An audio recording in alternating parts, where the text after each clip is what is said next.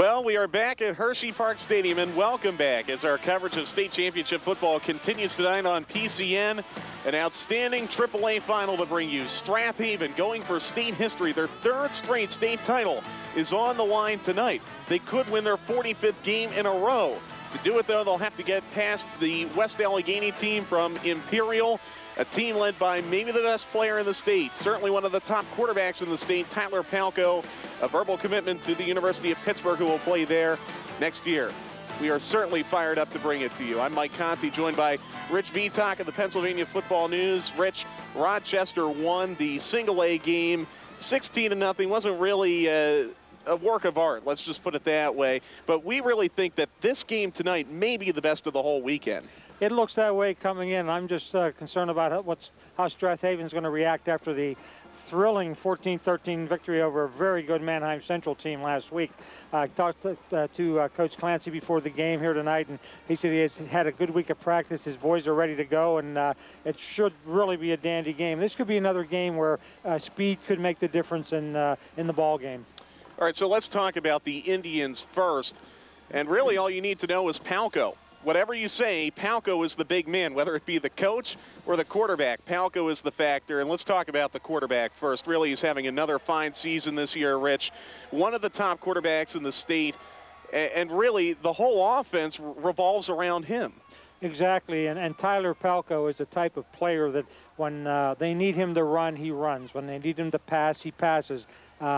In the WPIL championship game 2 weeks ago, they threw 8-9 men in the box and dared him to pass, and he did. He responded by throwing 3 touchdown passes to lead, I'm sorry, that was against Perry last week, to lead them into the state championship game. And you're looking right now at footage, by the way, from the WPIL final, which West Allegheny defeated Hopewell 23-6. Exactly. And I think a lot of people don't realize they have Deontay Henry and Dave Hawkins. Not real big numbers, 750 yards for Henry and 687s for Hawkins, but Palco has 621s also. So you're talking about, about 1,900 yards, almost close to 2,000 yards rushing from their backfield. And then, of course, Palco has thrown for 1,685 yards and 17 touchdowns also. And here you see him kind of work himself around in the pocket a little bit and find his receiver, Slappy. Slappy's his big target. He had a big game again last week against Perry, as you mentioned. And no receiver on this team really has huge numbers, but in a game-time situation or in a situation where maybe the game is on the line, it seems like Slappy is usually the man.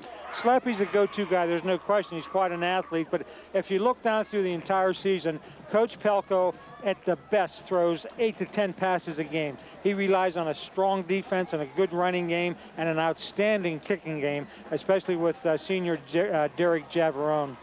Now, Coach Palco really credited his defense for being a huge factor in that win over Perry. They forced 3 interceptions and a fumble, and that really was a huge factor in West Allegheny even being here tonight.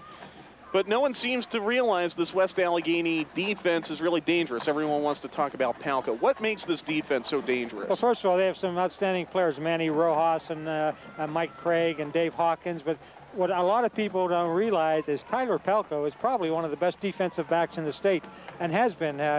Tyler has made our All-Pennsylvania football team first team since he's been a sophomore at defensive back. He's just a superb athlete, and he breaks to the ball very well when they try to throw, and he's a pretty hard-hitting tackler also. But Rojas, Hawkins, and Mike Craig are really key performers there. And that West A defense is giving up just 6.6 points per game. You wonder why they're in the state finals and why all these teams in the state finals have that low number. Really, that's a staggering number, 6.6 points per game.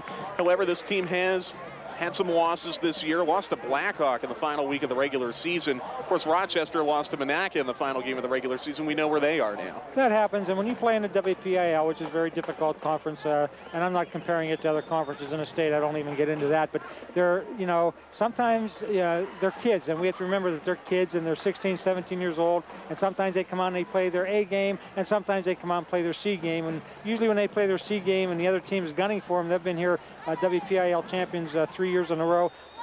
they have a target on their back, and that's going to happen. The same with Rochester throughout the year this year also. And there is sort of an emotional subtext to this game tonight. Bob Palco, the head coach of West Allegheny, is coaching Tyler Palco, his son, for the final time. Tyler is a senior. He'll be moving on to the University of Pittsburgh next year. Bob Palco told me before the game, really, that hasn't been on his mind. Certainly no surprise to hear that out of him, but psychologically, that has to be in the back of his mind. Well, you know, you would think so, but Bobby Palco is probably a first-class individuals you ever want to meet, as is Kevin Clancy. Two great guys and outstanding coaches, well-respected. But it's going to be bittersweet for Bob Palco tonight. Tyler's last year, but he does have another one, little Luke Palco, who's a wide receiver that, who knows, maybe tonight Luke will come through in the spotlight and help his team to victory also. Well, what an unbelievable year it has been for Strath Haven. In fact, what an unbelievable 3-year run it's been for Strath Haven. They've won 44 consecutive games, going for 45 tonight. They're trying to do tonight what only 2 other teams in the state have done in any classification, win 3 straight state championships. Of course, Central Bucks West did it in Quad A, and Berwick did it in Triple A. And Strath Haven is coming off a pretty emotional win last week. That's why, you know, it's almost a little scary sometimes. Getting up for that big game, are you going to be able to get your team up for 2 consecutive big games like that? It's difficult. If anyone can do it, Kevin Clancy can. And he's got the weapons, especially Josh Hannum, probably one of the nicest athletes in the state, wide receiver, verbally committed to Notre Dame. Dan Connor might be he might be the best Connor, and he's only a sophomore. Big running, bruising fullback, outstanding defensive player also. Now, Strath Haven had, as I mentioned, an emotional win last Saturday night. They're going on a 6-day turnaround. They defeated Manheim Central 14-13, where basically all the offense came in the first half, and then Manheim Central kind of shut them down in the second half. Manheim Central failed on a 2-point conversion in the final minutes of the game, and that gave a ticket to the state finals once again to Strath Haven.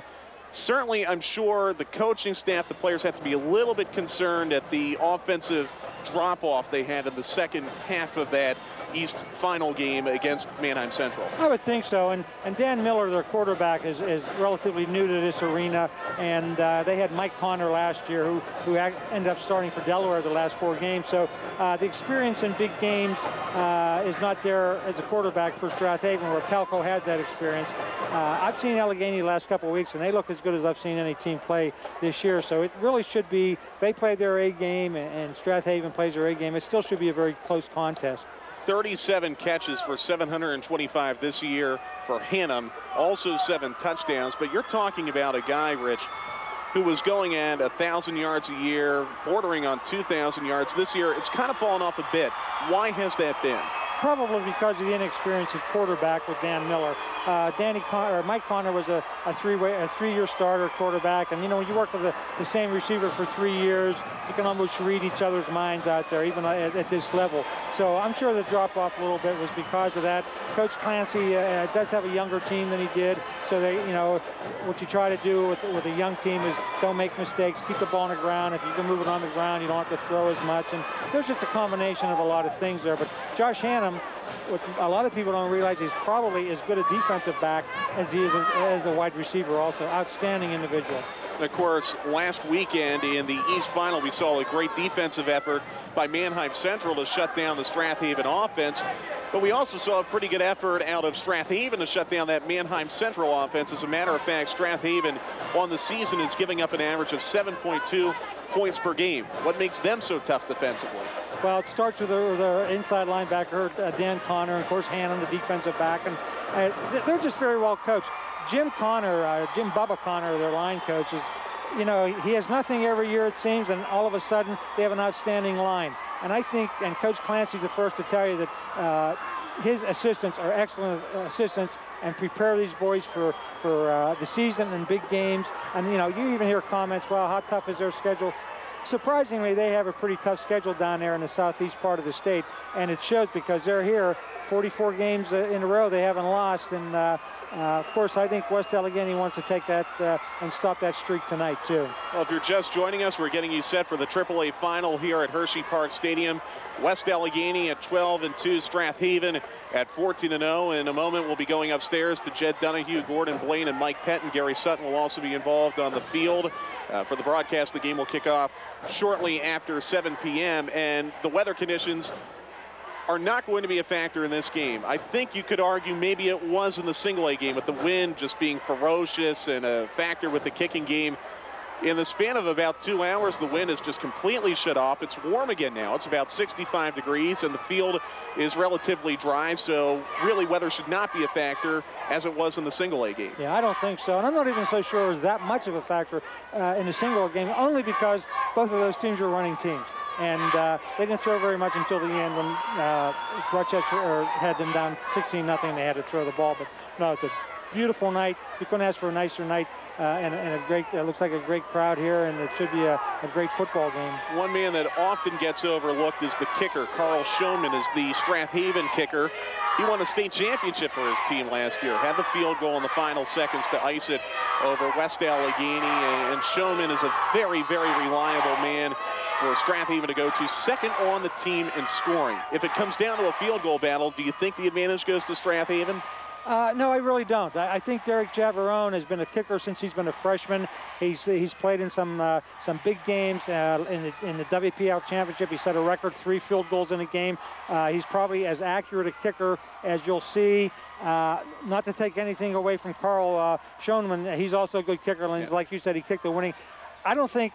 I'm not even so sure there is an edge either way, but they're so equal, and if it comes down to the kicking game, it could end up who has the ball last. Now, 31-28 was the final score last year between these two teams. Again, Schoenman's kick winning it for Strath Haven at the end. And just polling some of our colleagues here before we came on the air tonight, they really thought that may have been one of the best games they had ever seen, at least in state finals history. What made that game so good last year, and how have these teams changed in the span of a year? Well, I think last year's game, if you remember, the scores when Strath Haven, the score's 28-28, and Mike Connor completed a pass to Hannum, and Hannum took it down to about the 15-yard line. That was a key play in that game, and the ingredients are back again. You have Hannum back. You don't have Connor, of course, but Hannum's there, Slappy. This should be the classic matchup on both ends of the ball. Joe Slappy and Josh Hannum. Joe Slappy's been playing excellent the last 3 weeks. He's really stepped his game up another level. But I think as far as West Allegheny goes, it has to be gnawing on their minds for a whole year. I think they want this game really bad, and they may step it up even a bigger level to accomplish what they want to do here. Both teams have really had their ups and downs this year. As I mentioned, West Allegheny already has 2 losses to their credit. They both came in the regular season, obviously. They lost their final game of the regular season to their rival Blackhawk. Hasn't really been easy for Strath Haven, though. They are 14-0, but obviously that missed 2-pointer by Manheim Central was a big factor in them getting here. They also had a tight one with Berwick in the East semifinal, so both teams certainly have had to deal with a lot of adversity this year. Yeah, that's true, but I think, and even in the regular season, they beat Pencrest 14-7, and that kind of opened up some eyes, but people still have to remember, they're a younger team than they were last year. They lost a lot of good players last year, John Mulhern and Mike Connor, and just to name 2 of them, but it takes time. As you play 14 games, they're not young anymore. They have experience. Some of these kids have 2 games experience, you might as well say, of playing 14 games. So the coaching makes the difference on any team like that. And when, hey, this is the 3rd year in a row for both teams. Yeah. They're doing something right. Well, and there you see the Strath Haven Panthers getting set to take the field. Again, kickoff coming up in about 10 minutes here on the Pennsylvania Cable Network. Strath Haven at 14-0. Keith Davis, by the way, was the hero, maybe the unsung hero in that East final. He tipped away that 2-point conversion attempt in the final minute to thwart Manheim Central once again. Boy, there's a hard luck team if you've ever seen it. Manheim Central and trying to get to the state championship game. Davis is a very solid defensive back. Yes, sir, and he was kind of banged up in that game. Wasn't even sure if he was going to come back in the game and play. And, you know, you talk about a game of inches or milliseconds, any way you want to put it, but if that pass would have been thrown, just an instant sooner, he was open. But, once again, we're talking high school kids here, and Davis did make a nice play, and you would suspect in a game like that Hanlon would come up with a hero, but Davis did, and the rest is history. They're here, and Manheim didn't make it.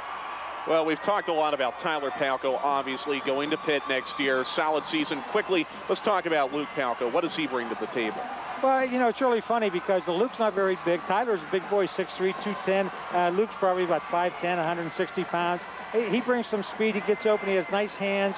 And I think what would happen if they start, putting some extra people on Joe Slappy, the little Luke Palko could come up big in this game tonight. But Tyler's a type, I saw him single-handedly almost against West Mifflin in the regular season, down 12-0, took it upon himself to come out, and he dropped back, ran a lot of quarterback draws, and just started running the football, and that's what Strath Haven has to watch for tonight. But he's also capable of throwing also. He's multidimensional, there's no question about it. There you see the brothers Palko. There's Luke.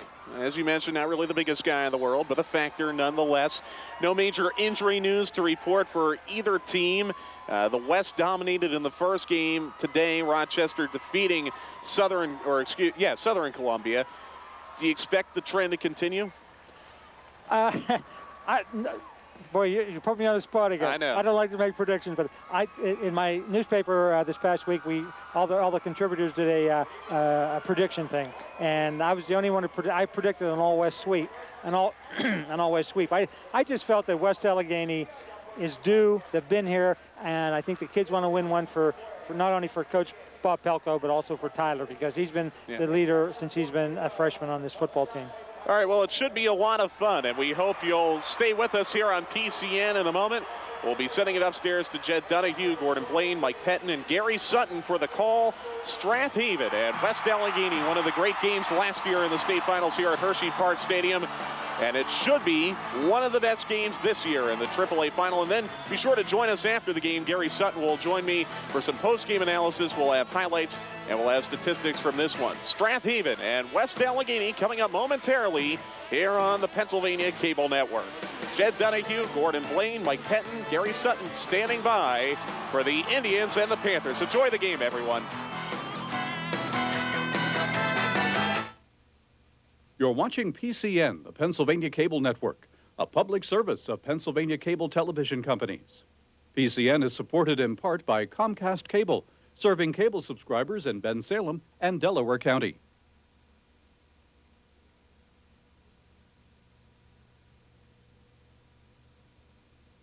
Coming up next on the Pennsylvania Cable Network, PCN's exclusive coverage of PIAA Championship football, the AAA Finals.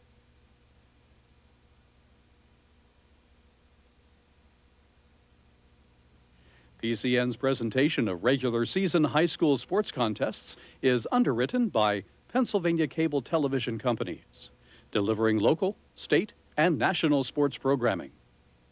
And by Homework Help on PCN, televised homework assistance for primary and secondary school students.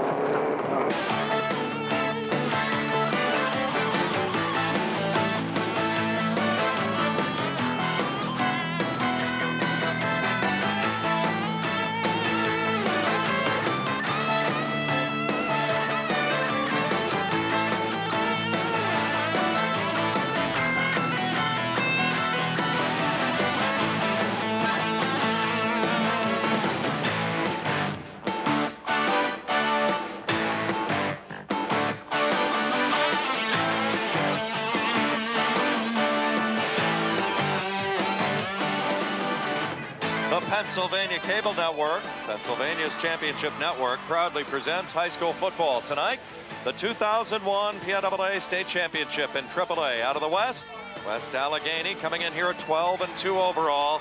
Strath Haven, they haven't lost, well, in years. They're the two-time defending state champ. They're back, coming out of the East at 14-0. Good evening, everybody. Jed Donahue along with head coach Mike Pettin Sr. and also Gordon Blaine. We're delighted to bring you exclusive coverage of this AAA final. Yes, we've been there, done that over the last couple of years.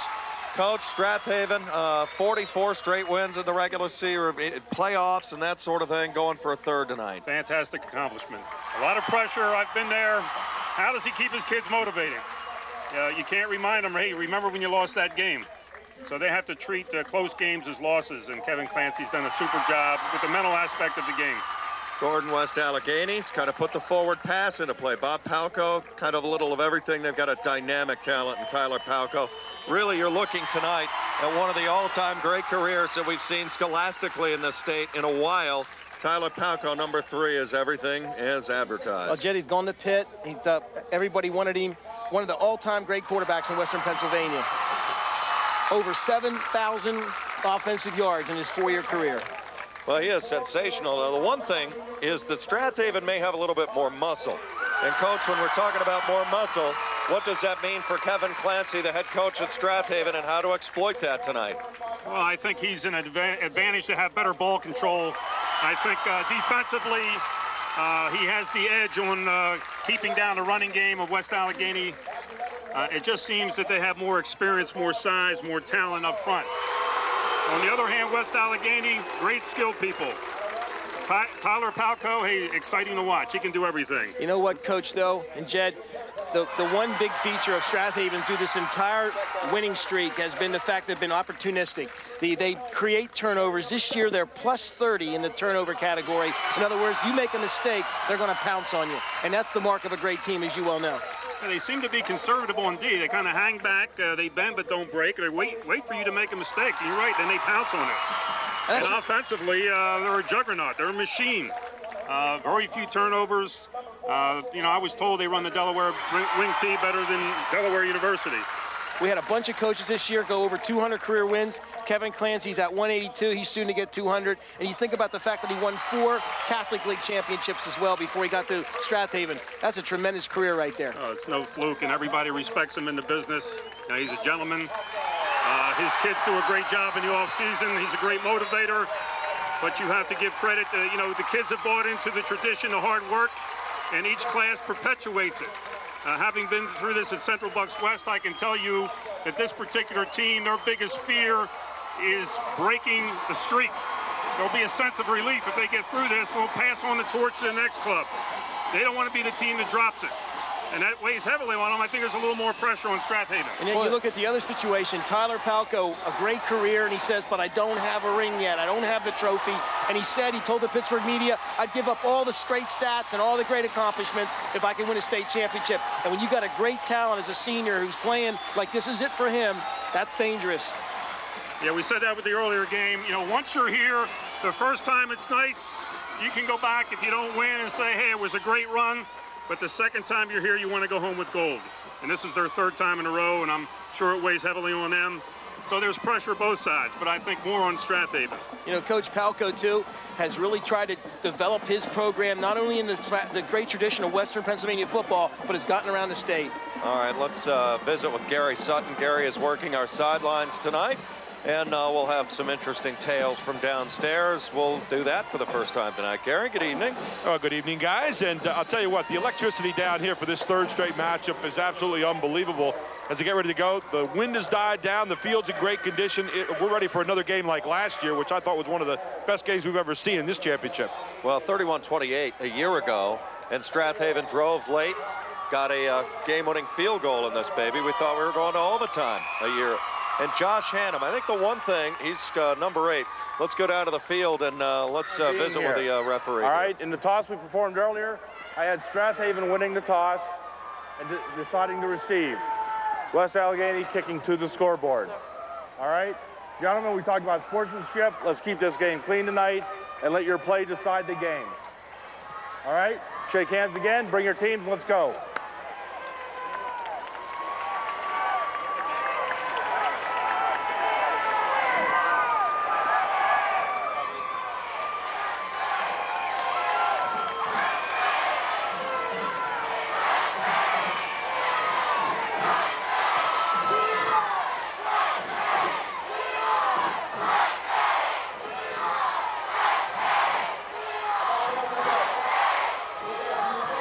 Robert Finnicky is the official that you were hearing, and we'll be hearing him tonight. He is the manager of this game from a referee standpoint. Here's our national by anthem. Members of the West Allegheny High School United States Marine Corps Junior Reserve Officer Training Corps. In its inaugural year at West Allegheny, the JROTC program provides for a curriculum that stresses the responsibility of citizenship and courses in leadership training. Commanding the color guard is Cadet Sergeant Mike May. Flag bearers, Cadet Lance Corporals Rob Murhott and Jack Kerr. Rifle escorts are Cadet Lance Corporal Adam Wicks and Cadet Sergeant May. They're under the direction of Major Dave Bodazan. And now, ladies and gentlemen, we ask you please remain standing for the playing of the Star-Spangled Banner as we salute America on this, the 60th anniversary of the attack on Pearl Harbor, with the playing of the Star-Spangled Banner to be played by the West Allegheny Indian Pride Marching Band under the direction of Mr. Jason Cheskowich. Ladies and gentlemen, our national anthem.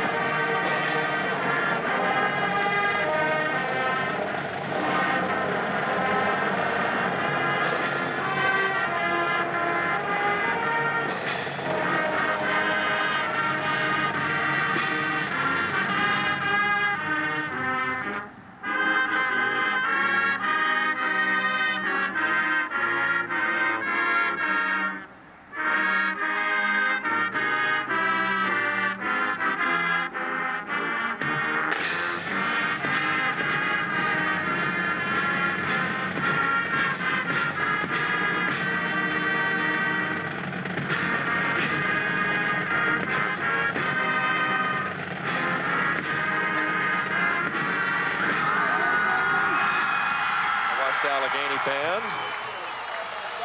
Well, we've asked you this before, Mike. What's going through your mind a little bit? You've talked about the streak a little bit from Strath Haven. Give me a little bit about what's on each of these coaches' minds. Palco, we'll start with him first, and West Allegheny kicking in here. Well, just last-minute instructions. You know, you're also going over what play you want to open up with. If you have a script of 4 or 5 plays, you're just hoping your team gets off to a good start. You're always wondering, should you go with some of your gadget plays early, or should you kind of, like a heavyweight fight, feel one another out the first couple rounds? You know, getting off to a good start, though, is key in a big game like this. And from a Strath Haven standpoint, they're going to get the rock first. They've got a dynamic return duo back there in Keith Davis and Josh Hannum. And you know what I'm going to say? Do not kick to those guys. You guys don't want that ball back there. Should we show them the pooch kick? Yes. I first saw that. I knew you told me the story about how somebody actually did it to you first. Yeah, we couldn't handle it, so, you know. I saw that first time. I saw one of your, well, way back when, I can't remember the first time I saw one of your games, you pooched it. I'm going, geez, why didn't I think of that? Now, West Allegheny's kicker could be a weapon and could be a factor in this. Derek Javerone has had a marvelous campaign, Gordon. He's got numbers to back it up, too. Yeah, he's a great kicker. 9 field goals. I mean, he is just really good kicking the football. I'll tell you what, he's got the foot to booming out of the end zone, which ultimately is what you want your kicker to do if he can. They come to their feet here in Hershey. This is a much-anticipated rematch. For Strath Haven last week, they had to survive a 2-point conversion against Manheim Central in the Eastern Final and won 14-13. And here we go. They'll kick it a little bit short. It'll bleed through, and here comes Davis starting it back here for the black and white of Strath Haven.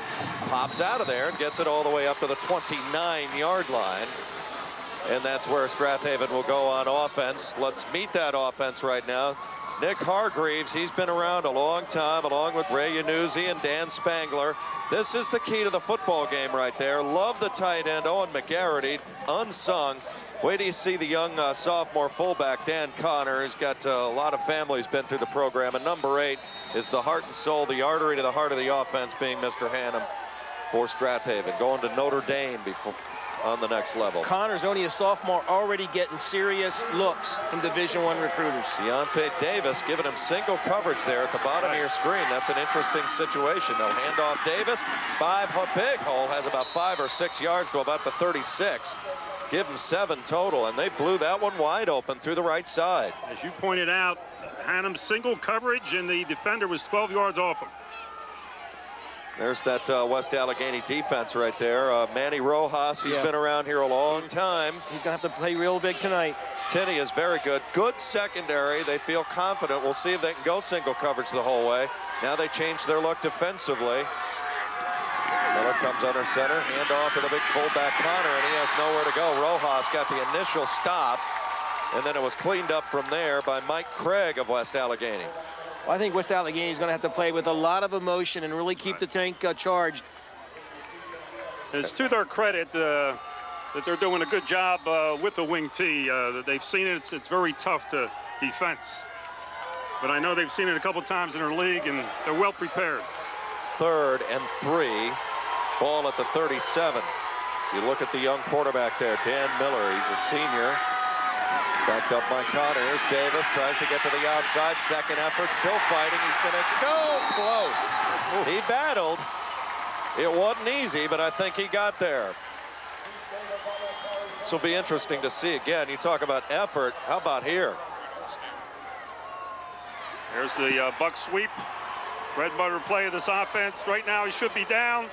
Great balance. Uses the hand to spin. Gets the first down. Gordon, we talk about Palco all the time as a quarterback. 2-time All-State defensive back. One of the great safeties in this state.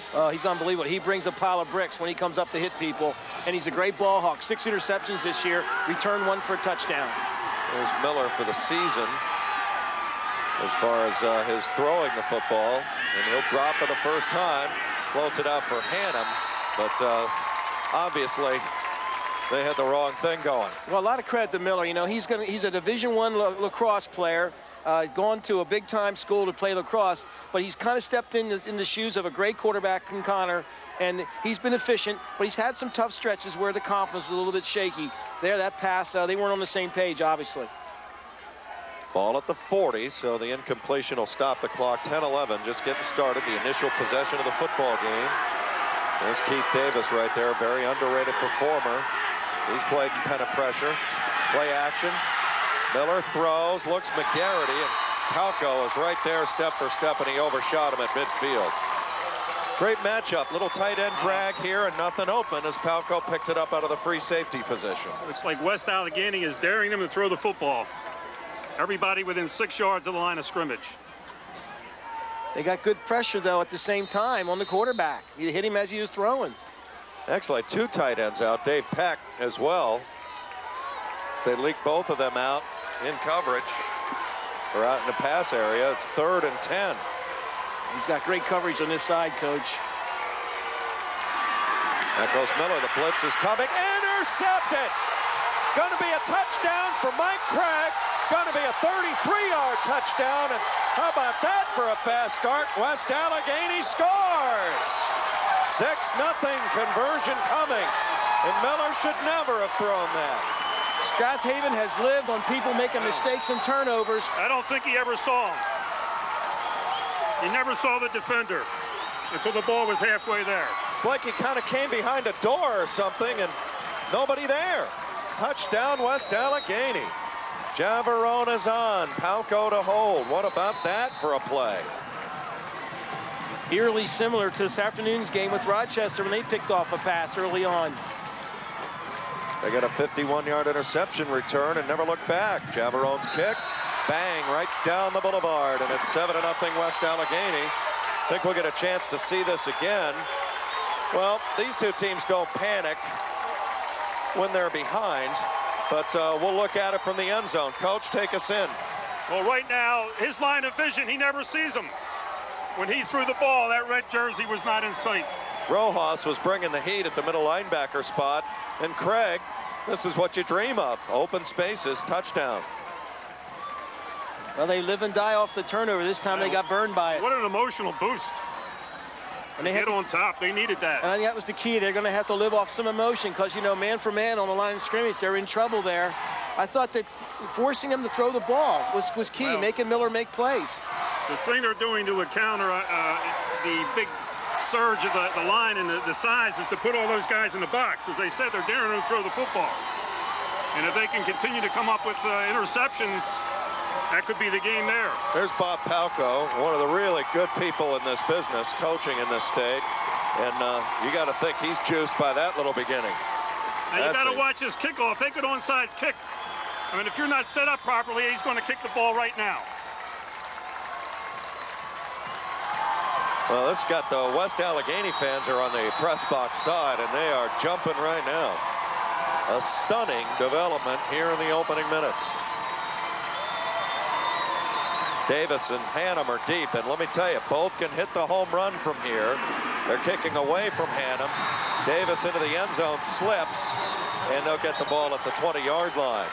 Let's check in with Gary Sutton, and he's down on that sideline right now. The place is jumping. West Allegheny with a huge boost out of the gate. Well, I was impressed by the play before that interception when number 59 really hurried the quarterback, and every time he tried to pass her, you saw a hurry, and finally it paid off when they set up the screen. Everybody sniffed it out.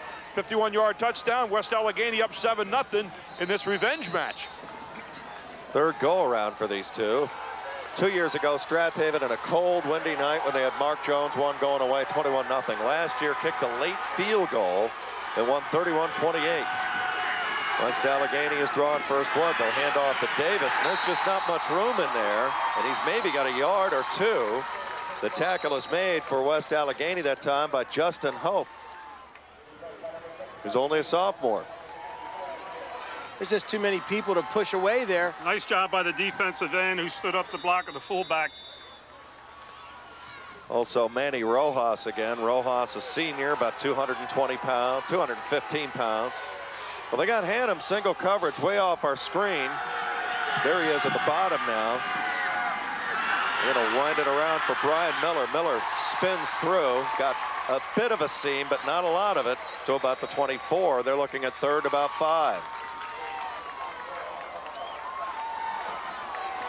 Gordon, aren't you waiting for the quick out pass to Hannum with that single coverage? Well, I was trying to get that in that last series, and he didn't go for it. My goodness. Brian Moore on the carry there. There you're looking at his back, number 20.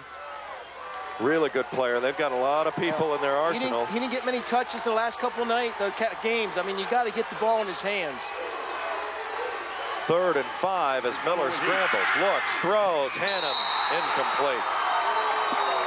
Coverage, pretty good. Joe Slappy. Slappy, a wide receiver, but also a pretty good cover guy on that side of the football. Well, it's obvious that Coach Palco made his mind up. We're going to make the quarterback beat us, and they're going after him. And he's having a tough time with it right now. Right now, it looks like a great game plan. I'll tell you what. Plus, I think the team in red, West Allegheny, seems a lot more inspired at this point. Well, they don't want to go up 0-3 in this building. I'll tell you, watch out for Palco. He's a great punt returner. He gets his hands on it. You guys are dangerous. Josh Hannum to punt. Turns it over a little bit. Here's Palco under it. Ball pops free, and he falls on it at the 45-yard line. So we'll see West Allegheny on offense for the first time. Must have thrown the sports fever jinx on him there. 32-yard punt. Great field position. Great field position. And now I would not be surprised to see West Allegheny go to a real quick short out passing game to create some rhythm. We saw him do it in the WPIL playoffs a couple times. Saw Manny Rojas on the blitz, forced the interception. Mike Craig, the tight end, he's got a touchdown already on defense. Luke Palco, younger brother of Tyler, will meet the Strath Haven defense. Slappy, number 7, he's a guy to really keep an eye on that. And the Hannum matchup on both sides. Quick handoff this time is going for Cody Mullins, Jr. They had a guy I liked the last couple of years, Kellen Campbell, who's graduated. And there's Big Dan Connor, number 40. Only a sophomore. He'll be all over the place tonight. It's interesting, if you take note of the wide splits from West Allegheny. They're trying to get that 52 defense to open up with them and create some seams.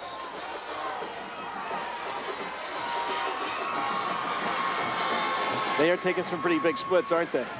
He's going to call the play right there in the line of scrimmage. He likes what he sees.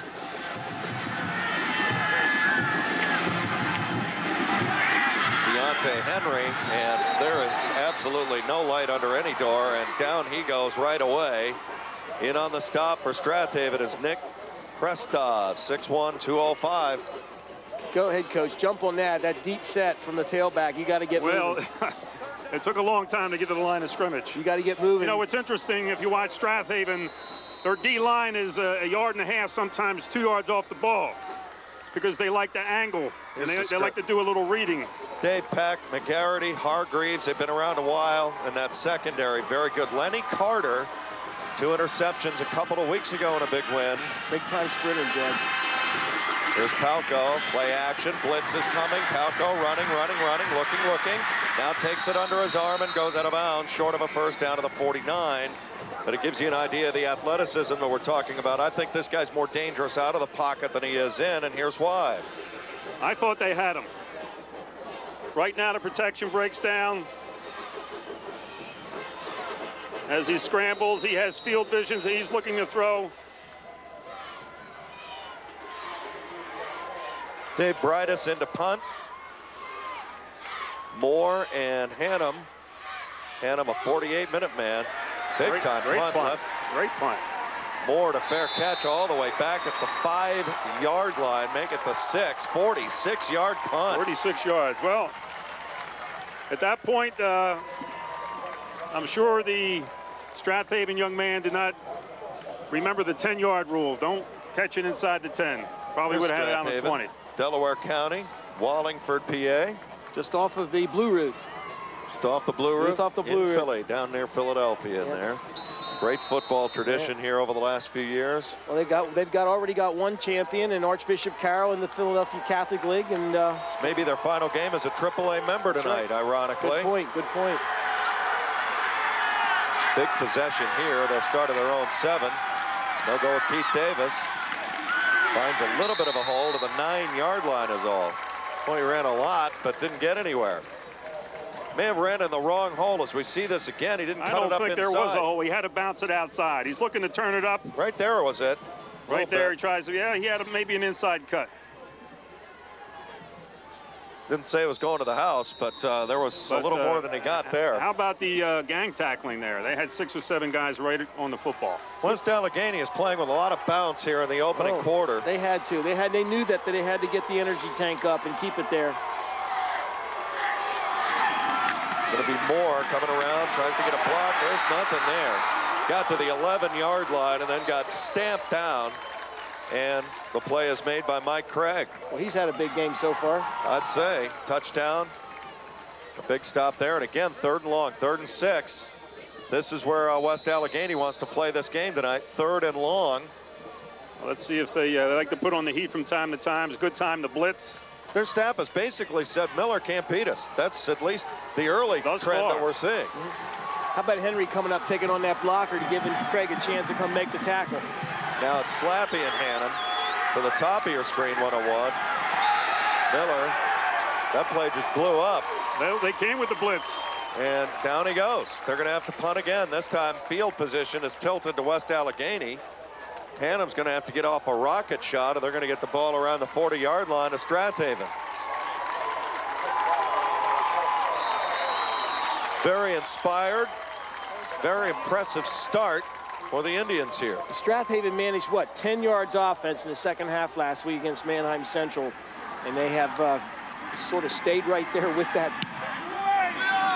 As they kick it away, it's going to be Palco at the 40. Looks for a block, cuts it up inside, and returns it to the 33-yard line. A 34-yard punt for Hannum, but again, the field position game and the chess match that goes on, the game within a game advantage, West Allegheny here. West Allegheny, great field position. Now you can run any part of your offense. And Bob Palco, he does it all. Option, shotgun, inside trapping game, power football. Of course, with the trigger man, you have a quarterback, it's easy to do that. Don't let that 1,685 yards fool you. This guy can throw with anybody around. Quarterback draw, and they read that out very well. Peck in on the stop, also helping out as Moore. I thought Palco had a great chance to be a 1,000 guy this year, but you know, they got situations where he didn't have to run the ball as much. He still had over 600 yards rushing the ball. He's a big kid, big strong kid, an awful smart player. Coach on the field. West Allegheny's 2 losses this year by a combined 7 points. They have caught fire, though, in the postseason. Here comes the shotgun. We got trips open. There's Palco. Back, throws over to Slappy. Step around, move 30. Look out. Has 10. Into the clear and down to the West Strathaven 12-yard line. This was beautifully set up in a 20-yard gain and a first down. It's a great call. You got trips to one side. You're going to throw back to the weak side. He had one-on-one coverage. Now he's going to make a move. 15 yards before anybody had a chance. Jed, down this side of the field at the end of that game, Hannum did that to Slappy for that big gainer, set up the game-winning field goal. Right in that area. He just Absolutely. He just got paybacks in a small way, anyways. Key to that play, right? Your wide receiver's got to make a move. Slappy does. Now he goes back into the gun again, standing at his own 18-yard line. This time, shotgun double slot. Little draw play. Henry puts his head down to the 10-yard line. Tough gain of 3. The nice thing they did with the shotgun is most teams get in the shotgun and they're going to throw like 98% of the time. They're going to run quarterback draw. They just ran a halfback draw. They'll run power sweep. Kieran Cannanaugh in on the stop for Strathaven. He'll take off to the left side and fake the handoff and send some time out of that as well. And that's going to be awful tough to get him out of that situation. They say well-designed offense. Well, they've obviously broken down the film and really studied what they could do against Strathaven, and they're doing a great job right now. 2nd and 7 now for West Allegheny. I'll go back, has all day. Now he runs out of time and just throws it away. Smart move, looking for Craig in the end zone. Give the offensive line credit, I mean, and give the Strathaven secondary credit because they really did just lock that down a little bit. There was nowhere for Palco to go. No question about it. He's a smart quarterback. Instead of taking a sack, he threw it away. They can't get anything here. They got a good field goal kicker. If you're a head coach, you got to feel good about a guy making over 40 career starts, you know? It's not a bad deal. Especially doesn't happen every day. You have him down in the basement doing film breakdown with you every night as well. Father and son. A lot of quarterback meetings. Over the dinner table and the like as Palco drops on 3rd down. Touchdown. Slappy into the end zone. That was a rocket shot. And he beat Connor to the spot. And Tyler Palco. Well, that was a Division I throw if ever I've seen one. Threw a rope in there. He threw a rocket. Exactly. He sprinted left, looked left, and threw back. 5-play, 33-yard drive, 2:04. You got muddle huddle. Javarone looking for the 14th point, 2:49 to go here in this opening quarter. We've got all kinds of movement up there. We still have 6 seconds. They're still not in any danger. Snap down, the kick for Javarone. Bang, right down the middle again. It's almost automatic. 14-0 now. West Allegheny, and let's look at this throw. He's a cool customer in there. It's a quick release that he's learned. That was a laser shot. Well, Tyler went to the elite quarterback camp and out on the West Coast that's put on by Nike and run by Student Sports. And you invite the top 7 quarterbacks in the country. Smoker was there a couple years ago, and you go there and you get work with Coach Johnson. Tyler Palco and Bob Palco together as father and son and coach and quarterback for the final time. And what does Bob Palco feel about that? To be quite honest with you, we really haven't discussed it. We haven't talked about it. But, you know, when we do, I mean, you know, it's time for him to spread his wings. It's time to move on to bigger and better things. So I don't have a problem with any of that. You know, I mean, that's just the way it has to be. And although I'd like to have him back for another year or two, but, you know, time to spread his wings a little bit. The senior. Next up, University of Pittsburgh, and the reason he chose Pitt, close proximity, really comfortable with what Hall Harris has been doing down there. I would imagine that Coach Harris also said, you'll be my quarterback the next 4 years as well. They'll be battling Rod Rutherford. Don't they have somebody else coming in from Western PA, Pitt, this year? Luke Getzey out of Steel Valley. 14-0, and here we go. Strathaven needs to get a big return to tilt this field a little bit. He'll come from 2 yards into the end zone. No need for a pooch kick when you do that. Yeah, you got the leg. Go ahead and kick it out of that end zone. Let's go down to Gary Sutton on the sideline and see what he has for us. Gary? Well, Jed, as an old basketball coach, I remember saying one time, the better your eyes, the smaller the court becomes. I suspect it's the same in football. When you watch Palco set up that last pass, he looked everything off to the far side of the field, something a lot of quarterbacks without his kind of savvy can do. Came back in that great crossing pattern and found Slappy in the end zone. Big time throw, big time quarterback, and 14-0 with 2:49 to go in the first quarter. Jed? Big possession here for Strath. I mean, they got to move some chains and make things happen. Yeah, they got to be in semi-shock at this point. Let's see how they respond. They'll go with Moore, and he's into the clear. He's got a first down, and that's a good start. A gain of 12. They responded pretty well. Hargreaves blew it open for him, and he got in there and got a first down for Strathaven, and they need a little more of that coming up the mountain now. 14 points. And now it bounced to their step. That's just your basic straight ahead. Well, Nick Hargreaves, 6'4", 235. He puts a little weight on. He's a great blocker, great athlete in the line of scrimmage. And John Lone from the Delaware paper was telling us last night, you know, this is a kid that's got real potential next year to get some real good looks. Double tight end. They're going to try and mash it, I think, a little bit, and then mix in some play action. But if they do that, nothing there. And guess who? Mike Craig. How good's his start? How about fascinating and fabulous? He's really been tough. I tell you, when you're a little bit out, man, that's an equalizer. Take some chances and blitz. So they lose 4, and it's now 2nd and 14.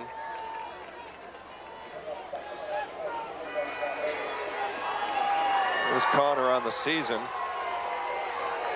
Only a sophomore. He has an older brother that went to Boston College. His brother Mike, 45-1 as a starter at quarterback.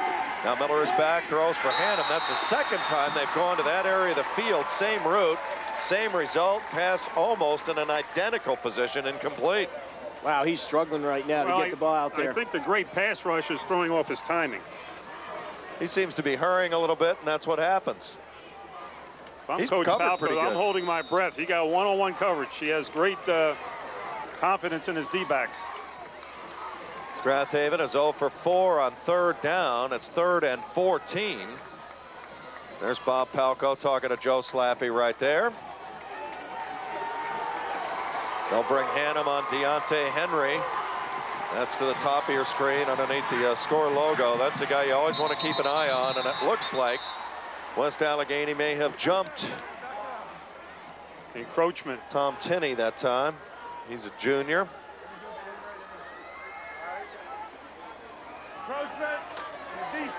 Okay, we're going to do a replay now of a false start. There it is. He didn't touch anybody, but if you cross the line of scrimmage at the high school level, right? Once you cross that imaginary plane, it's an automatic stoppage of play and a 5-yard penalty. It's a little easier now, 3rd and 9. Still not that easy. the way this defense is attacking, I guess they're going to take a guess who's going to get the ball and go after them. Look they're all packed up. They're packed up.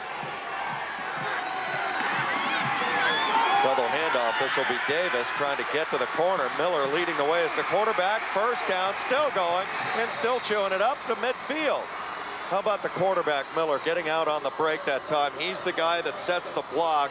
We'll let you draw it up, and a gain of 17 and a first down and a big conversion here. But watch number 14, the quarterback, lead the way here, Mike. He's off screen right now. Not too many quarterbacks will do that. That's the play. Yeah, look at that block. All that shows he's a great lacrosse player. Those guys are tough. That's a classic inside reverse. Crazy and tough when you're playing lacrosse. Running around with a big stick, a big oak stick in your hand. So you can shut this Delaware wing tee down and then get hit with one of those inside reverses. That's the numbers going in. 915 yards. He tacked on a big 17-yard chain moving first down on a double handoff. Miller back. First down, head his heel. Let's go. And almost intercepted. Just turning around was Ozanich, and he almost had it. There's Stefanski again, just putting pressure on Miller. Look, he stepped out of that block. There's Connor, the fullback. He just walked right around him, said, no, we'll put pressure here, thanks. Tight end was breaking open, but he never had time. 2nd and 10 now at the 49-yard line. Now, I think Miller just has to keep his composure here. The possible downside of all this gambling and playing so many guys in a box, you're susceptible to the big play. Strath can definitely put that on you in a hurry. Here's Hannum. They get him his first touch. He steps forward. Good positive yardage to about the 46-yard line. Gain of 5. This is one of the top players in the state. You've got to put the ball in his hands. First touch in the first 12 minutes of the 11 minutes of the game. I mean, he's got to get the ball in his hands. He's a difference maker. I mean, he's single-handedly getting back into this thing. They're down by 14. Final minute. The wind is not a factor. I mean, you can't have better conditions than we have tonight. God, this is beautiful. Here at the Hershey Park Stadium. It's cool like it should have been in the whole fall. You have Hannum split out. But you're right. If you can't get him the ball passing, you got to bring him into the backfield and give him some reps. I think they had to use a timeout. They were coming up, or they may be called for a delay of game. Let's see what the huddle is all about, and then we'll get the official call. Robert Finnicky is our official tonight, head referee for this AAA championship game. Delay of game, offense. Let me ask you this, with all Gentlemen, these personnel moves and all that, do delay of games and all that drive you crazy? Drive you crazy. Totally? Well, because they're drive killers. I mean, looked like Coach Palco and his assistant are out on the field because of it was not a timeout. Well, but the Strath coaches were on the field. And so they automatically felt, hey, we're going to go out and talk to our kids. Replay third down. Let's go to Gary Sutton. Gary? A question for Mike Patton right now is, with this big pass rush that West Allegheny's bringing every time, when do you start going to draw plays? When do you start going to screens? Well, I think you throw the ball to Hannum, the quick outs. You're right, throwing some draw plays, come back with the screen, but remember the screen pass was picked off. So they might be shell-shocked in calling a screen pass. There's the quick out. To Davis, got a corner, still going to the 40, kept his feet in and tight ropes it to the 31 and wipes out some press row at the same time. Pretty nice looking stuff here as he got the corner and bites off about 16 or 17 yards. Let's look at this. He really tight ropes. That was a three-step quick out. Right now, almost looked like a little pick play. Nice balance on the sideline. Three-step. All you had was an underneath tier. Outside man went in. Got a little pick down the sideline. Well, you like Davis against Stefanski. Davis got great speed. Strath putting together a big drive. Miller back, rolling, looking, throwing, got more yards after the catch. Step around move, still going, still chewing it up to the 9. First and goal, Strathaven, and a gain of 24. Well, they're going to the backs now. Strathaven has found the adjustment. It's got the makings of that shootout that we had last year already now. They'll set it up. And Coach Clancy's saying you're going to put all those guys up on the line of scrimmage. Here you go. You can see it again from the end zone. Nice move, second effort. Good balance. Gordon, I told you I really like this young man. 92 carries for 552 yards and 10 touchdowns. And a big catch out of the backfield, and they're knocking on the door, down by 14. But they're showing some life here at the end of the first quarter of play. Delighted to have you tonight on Pennsylvania's Championship Network. Jed Donahue along with Sports Fever Magazine's Gordon Blaine and Mike Patton Sr. It's so nice to have, we're working with you this weekend. We've been so used to covering you and backseat driving on you here when you've been at West. I'm a rookie, so you guys have to help me along here. So, but I'm a little more comfortable down on the field. We are thrilled. But you're used to having a headset anyway, but we're working this out. I never wore a headset. Couldn't handle a headset. But anyway, 141 cable systems representing 2.8 million homes and 9 million state residents. That's today's television audience for the Pennsylvania 2001 PIAA Football Championships. Hello to all family, friends, and fans in the Commonwealth associated with this high school championship. Let's check in with Gary Sutton before we get our big goal-to-go play here, starting first and goal at the 9. Gary? Well, we're starting to sense that same kind of surge we saw last season in this big game, and I think Gordon hit it right on the head. I think we're in for a good one here as good answer so far by the Strath Haven team, showing a lot of character. And down 2 scores, he's got to think this is a defining moment in the game for them. Strath Haven, 46 yards in the air, 44 by run. West Allegheny, 30 by pass. Keep in mind, 10 of which a touchdown pass to Slappy from Palco, and only 7 on the ground. Handoff, Davis, not much room. Got hit initially in there by Stefanski rather, the junior. And guess who? Mr. Craig again. What a whale of a game he's had. Mr. Craig, big-time player.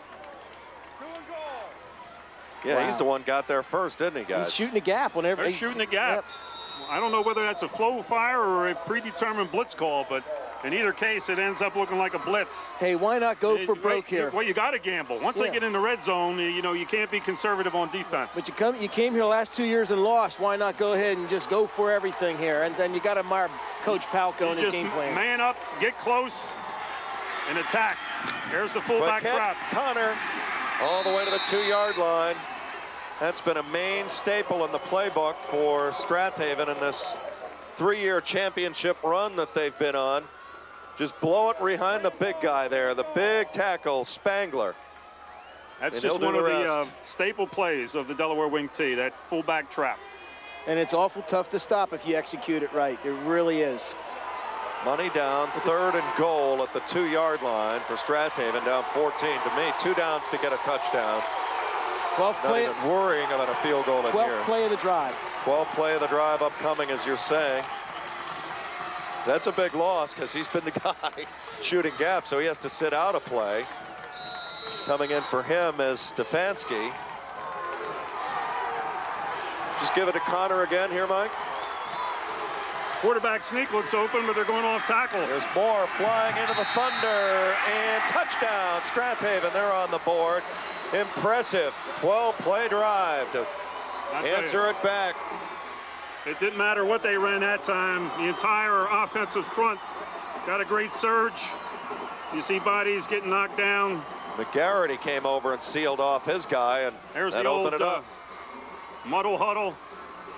What does this really accomplish? I was going to say the same question. I'm sorry. I saw this last couple of years, and what's this about? If you're out of position, they're going to call an automatic. They're going to run an option. They're going to run a pass play. You can do 5 or 6 things off that muddle huddle. Well, it worked that somebody had to call timeout here. 11 play, officially 80-yard drive now. Oh my! I we still have a tight end. I don't get all that. You know, kick the extra point. Get out here and play some. Kick the ball in the end zone. Go play some defense. But if you don't line up properly, it's like stealing. It's an easy 2 points. So there's the touchdown again, and I'll tell you, they got all kinds of surgery there. I'll tell you what else from the coach. It makes you work on it for about a half an hour, so it takes away from your preparation time. Well, I can buy into that. No, but did you ever go through with it? We never ran the muddle huddle. Our guys weren't smart enough. You can tell he doesn't want the CB West job back. No, I just thought it took too much time to work on. And also, like you say, sometimes when you're shifting, you get a legal procedure and things of that nature. But if you want to spend time doing it, it can pay dividends. All right, they got some options here. Okay, they weren't there. Quarterback calls them back. I just don't understand. Oh, well. Well, he made a pretty compelling case. So we take 50 minutes to do the extra point. It's right down there. He almost took the 0 out of the 10:32 there with that kick. That was a rock. Is M. Miller kicking that? No, that was Showman, right? Showman, that's right. Miller was holding. Yeah, Showman, who won it last year with a field goal. Let's get out of Gary Sutton, Gary. I kind of like the muddle huddle, guys. I think it's a great idea, and if I can make Mike Pettin practice something other than blocking and running, I'm a happy guy. If I get him to take a timeout, I'm even happier. So there you go. Well, we hated those teams around the muddle huddle. Some say that's the way Gary ran his basketball offense over Columbia. The muddle huddle. We never had the muddle huddle in basketball. Only when I had a timeout and no one understood what I said. Which, I'll stop there, Gary. 14-7. We got a heck of a first half going right now.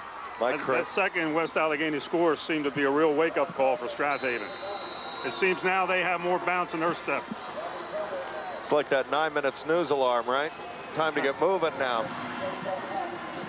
Short kick. This is going to go out of bounds, so that's automatic. Okay. 1st and 10 from the 35-yard line. And if you're a kicker, you usually try and hide from the head coach after that happens. Am I right about that? That's true, but sometimes I'm a little relieved if they have some speed burners back there that he didn't kick it deep.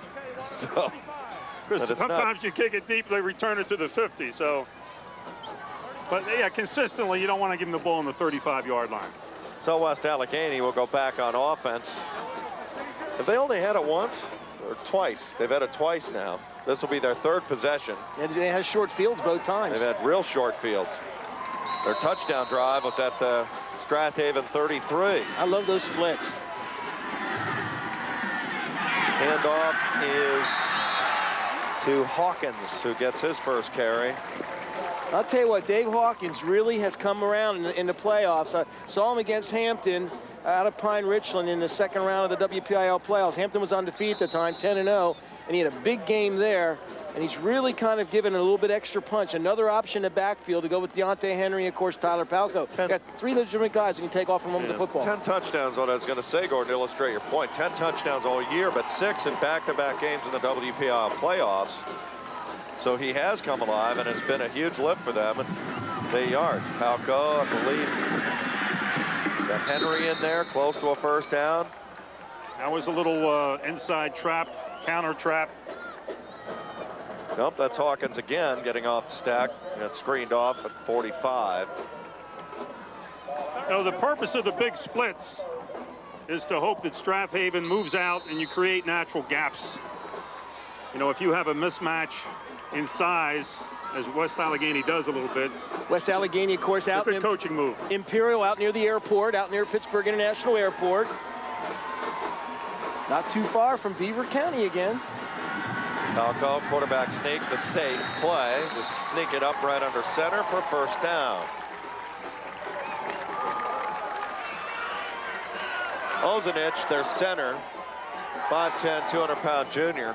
Ooh, Connor really stuck Palco there. That's D1 on D1 there. He's only a sophomore. He's going to get a lot of mail, obviously. That's coming. He has already gotten a lot of mail. I'll tell you.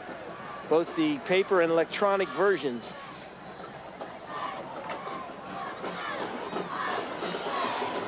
I ran into a college coach earlier today who wanted to see him play linebacker.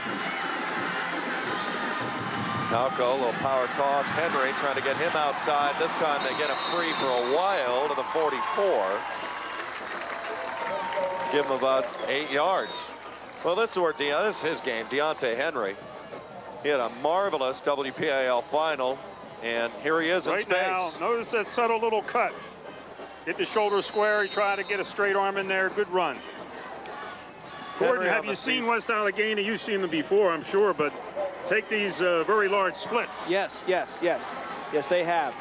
There's Henry on the years. You can see on your screen. Although they may have stretched it out even more, though, Coach. They do take the splits. Hawkins barrels forward for a 1st down. Check that, not Hawkins. That's Cody Mullins. See, I thought when they lost Kellen Campbell, I was just curious how they're going to be able to replace the running game. It looks like Bob Palco has more than spackled that together. Well, those Campbell kids were tough players, and they really were the heart and soul of that team. But this, you got a quarterback like this, you can do so much. We haven't even seen the short passing package when he throws it down a rope out here, 25 yards on a line, 5 yards down the field. Quick quarterback draw and nothing doing. What a sensational play defensively that time. I believe that's Joe Bowman, the outside linebacker, who sniffed that out. Wow. Mano on mano here. I tell you, they got a little cute on that one and it backfired. They tried the quarterback draw. They pulled a couple linemen. That allowed Strathaven to penetrate. On 4th and 2, I think they are going to go for it. I'll tell you, Jed, Joe Bowman doesn't always start for the Panthers, but he's come up with a couple big plays defensively tonight already. He almost got a fumble there. That ball just jostled a little bit on Palco. So we'll see if they're letting the clock run down, and then they're going to use a timeout. 6:44 left. Let's go down to Gary Sutton and see what Gary has. Gary? Well, you know, I'll throw it back up to Mike Pettin very quickly, and it's an interesting time of the game right here that, you know, you feel if you're West Allegheny almost like you have to answer that last drive, and you kind of hate to end it right here at 4th and 2. Coach, what's your thoughts on that? Well, this is a big call. I would tend to go for it. They're the underdogs. They got to try something different. They've been successful the last couple times against Strath Haven, so why not take some chances? On the other hand, if it backfires, it gives Strath Haven great field position to go down for the potential tie. Well, you just had a team march 80 yards in 12 plays. Looks like they're kind of a juggernaut again. You don't want to give that back up. But, you know, as you said, the underdog right now, West Allegheny, and you really are trying to recapture momentum that you lost a few moments ago. Big play coming up. There's no question. I think a straight-ahead dive is a pretty good gamble. Let's see what they do. Well, that's a big call already. It's a little too far for a quarterback sneak. Why not run the option? Yeah, they might run him wide a little bit. Option could be a good call. But you know, if I'm defensing this team, I got a spy certainly on Tyler. He's going to have to pitch the ball. Here he comes, rolling, looking, throwing, pass, caught, first down, and more to the 29. Mike Craig is on it.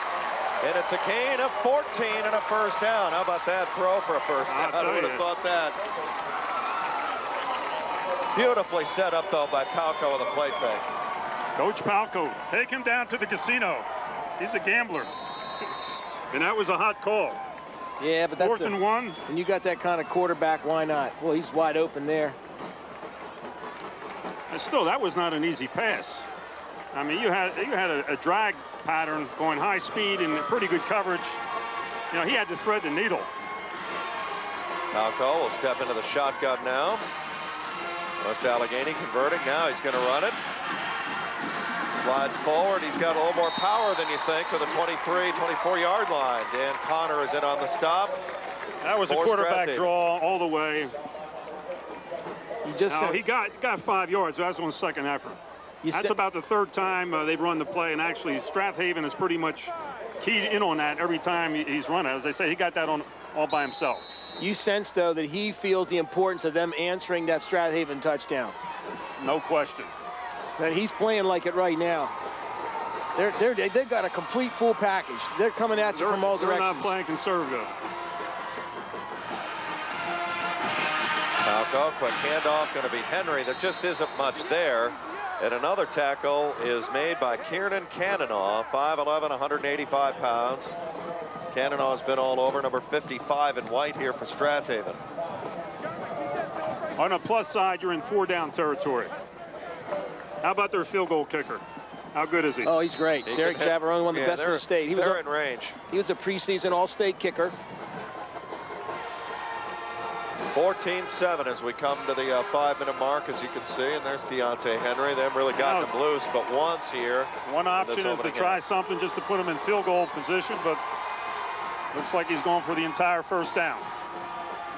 Here's on 3rd and 6. Pass thrown, caught, Slappy, first down, all the way down to the 17-yard line. And another rope. Let's go to Gary. Gary.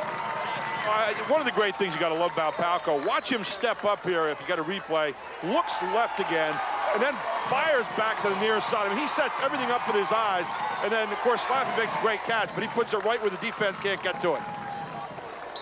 Gary, you're right in paying him some compliments, because in high school, most of the time, you just tell your secondary, read the quarterback's eyes. But with him, it's going to get you in the wrong position.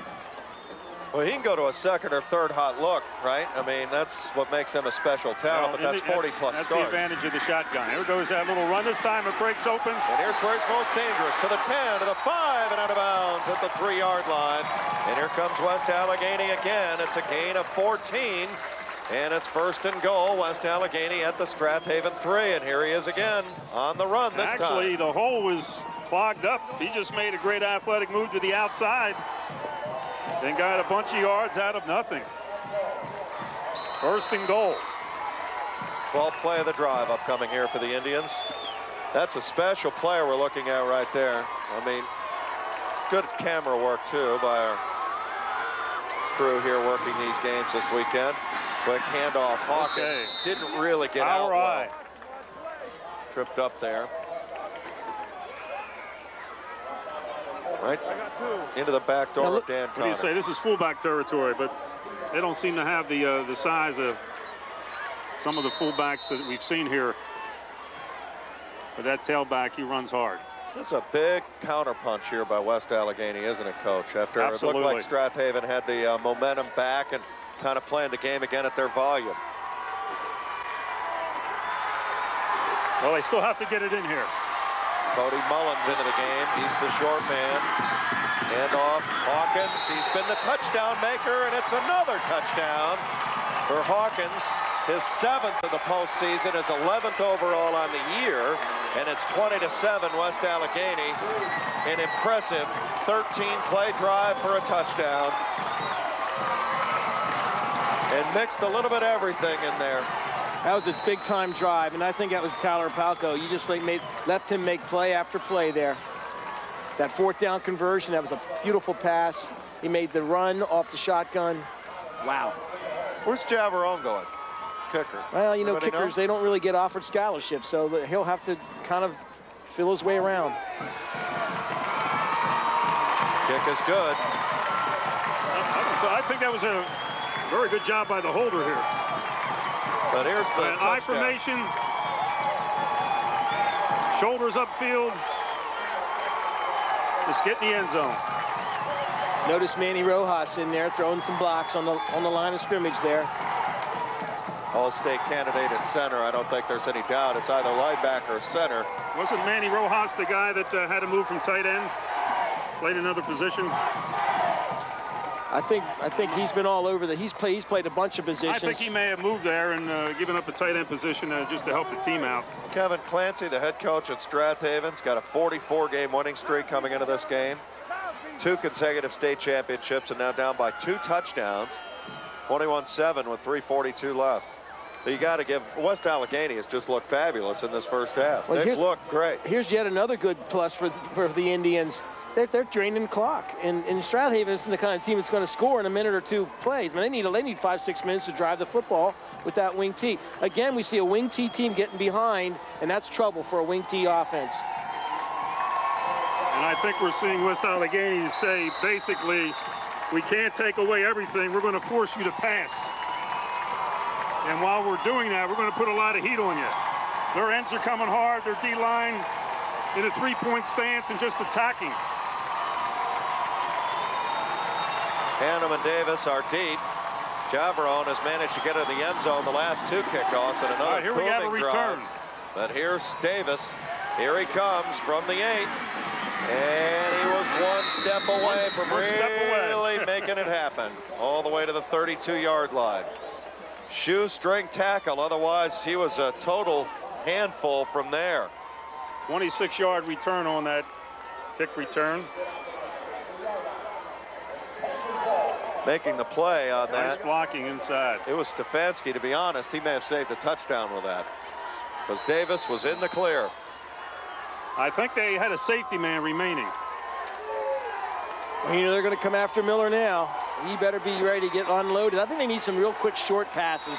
Henry and Hannum one-on-one. They got end over, unbalanced line, quick trap. Connor, nothing there to the 34-yard line. Maybe a yard. That is it. 3 timeouts remaining, I believe, for Strath Haven. Yes. But again, this first half is flying along. Well, that would be something to take 2 touchdown lead into the locker room for the underdog. I don't know how much. Were they a huge underdog? 2-3 points, maybe? I don't think it was a big underdog, but I would have said Strath Haven was the favorite in the game. Dangerous pass, and I'll tell you, Henry, if that was lower, may have stepped in front of that. Incomplete, and Miller took a wallop. He was slow getting up. I mean, that tells you something about the West Allegheny charge. That was basically a 3-step drop, and he had no time. Now, you're supposed to be able to get those passes off pretty easily. Take a look at what he hit. It's Hope that hit him.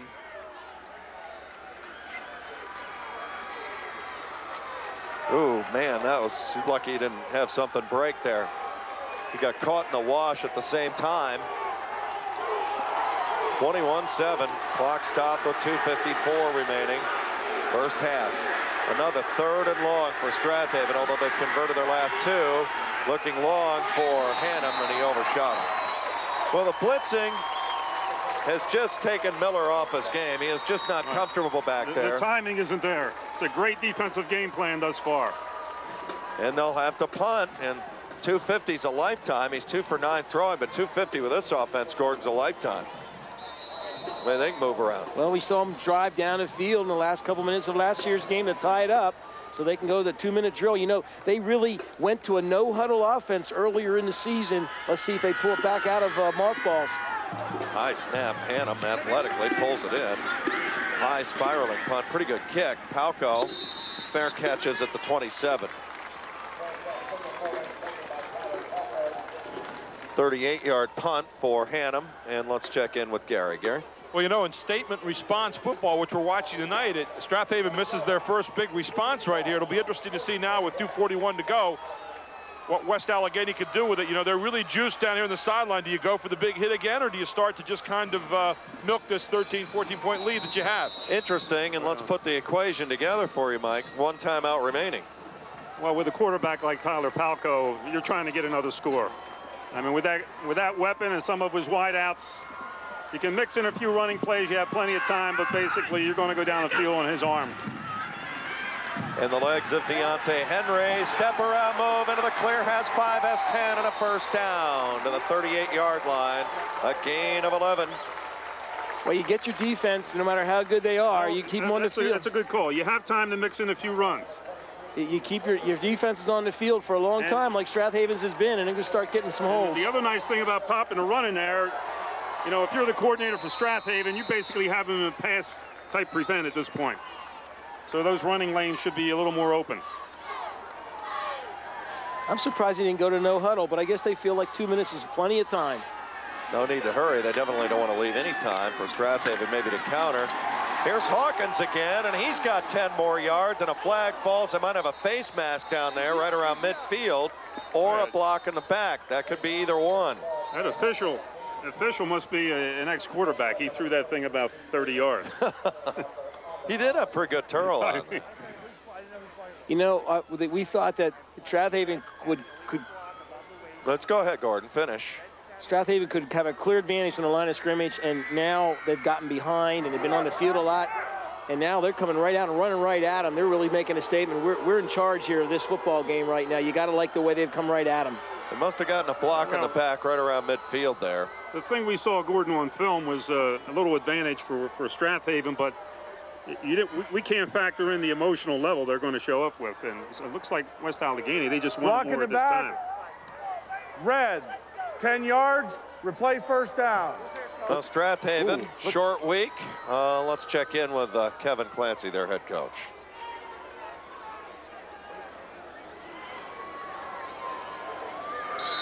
know till you're out there, but we've had a good week of practice, and how can you be tired for a state championship game? I mean, you know, we're excited to play in this one. All right, good luck. Thank you. Thank you, Coach. There he is. Short week, short answer. No, he's not a man of a lot of words, that's for sure, Coach Clancy, but he sure does get the job done. 1st and 9. After the penalty, takes it back to the West Allegheny 40-yard line. Quick draw to Hawkins. Hawkins bounces forward to about the 45. Got half of it back. Second, let's call it about 4. It's a real chess game here. Coach Palco is saying, hey, you think we're going to pass? We're going to run the ball at you. Into the game for West Allegheny right now is going to be Ryan Coleman, a senior. I'll tell you, in high school football, though, Coach, you know this, when you can complete some passes, you can show people you can catch or throw and catch. It just opens up all kinds of things for you. Absolutely. Palco will go into the shotgun, then calls a quick timeout with 1:09 remaining here in the half. Clock was down to 2 seconds, and he just didn't like the way they were going to go about this. But he is so pumped up. He just chewed his teammates for that penalty. He is just fired up. They knew they had to keep the energy tank charged, and they've done that. This is what I've noticed. Besides a great talent, he's a tremendous leader. And I think his teammates respect him so much. And he can chew them out. He also pats them on the back. He's like a coach on the field. Let's go to Gary Sutton. Gary? Well, Jed, in talking to the people from Pittsburgh down here, one of the things that they're really impressed with is the fact that the last 3 games, West Allegheny has really not been able to run the ball very well, and I know Coach Palco's got to really be impressed and happy tonight with the kind of running game he's getting, particularly here in the second half of the second quarter. Running game turning it on right now, but you got to think it's passing time here if they're going to think about scoring with 1:09 to go, and still a lot of real estate to traverse. 21-7 the score.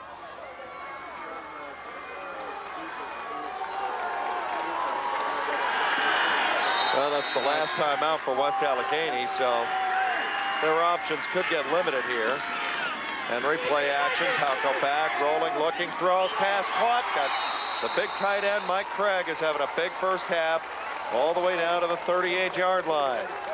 Excellent call. Fake the draw. Semi-roll. Perfect strike on a drag pattern.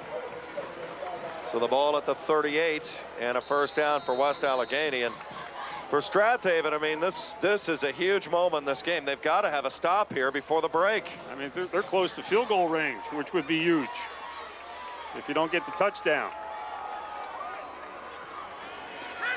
Palco into the gun. Back again. Blitz is coming. Conley throws a little screen. Henry, if he can get loose, is going to really go. 25, 20, jumps to the 15-yard line and a gain of 23 yards. There's a hanky on the green. And that might come back. Gary, you were down there. What happens? We got a penalty on West Allegheny, right? Well, they had a big-time block, it looked like, by number 55, Dave Mulvihill, but they may well have called that a crackback. We'll see what they call. I think the blocker, the defender was blocked, and then somebody came and teed off of him again. I didn't see it, but I tell All right, you, here we go. We got it again, guys. It's 55. There it is on Owen McGarity. Get it back above the waist. Good work by our crew, as Replay always. first down. 10 yards from here. I was about to say, what really impressed me was how Tyler hung in there the last split second before he threw that screen. Looked like he was going to get sacked. He drew everybody in and threw a nice touch pass. All right, what do you think? Executed play, except for right there, I see it 55 making a block in the back.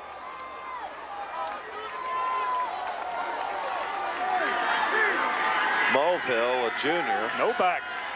42 seconds left. Henry, the motion man.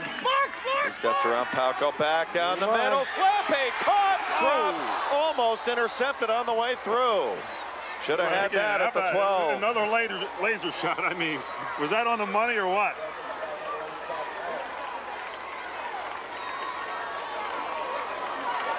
Just watching a Meyer, Slappy. Heard footsteps. Tough catch, but that ball was right in there. He used the body a little bit more to catch that ball, knowing he got front and back. He just looked like he jumped too soon, was a little bit off balance. There's a lot of speed in that secondary for Strath Haven. They sure close quickly on that. We got to prevent defense all the way. Palco quickly, and they go out of bounds. That's Luke Palco, Palco to Palco. You got to love it, the West Allegheny fans chanting Luke, Luke, Luke. You think there are a lot of football conversations at the dinner table in that house?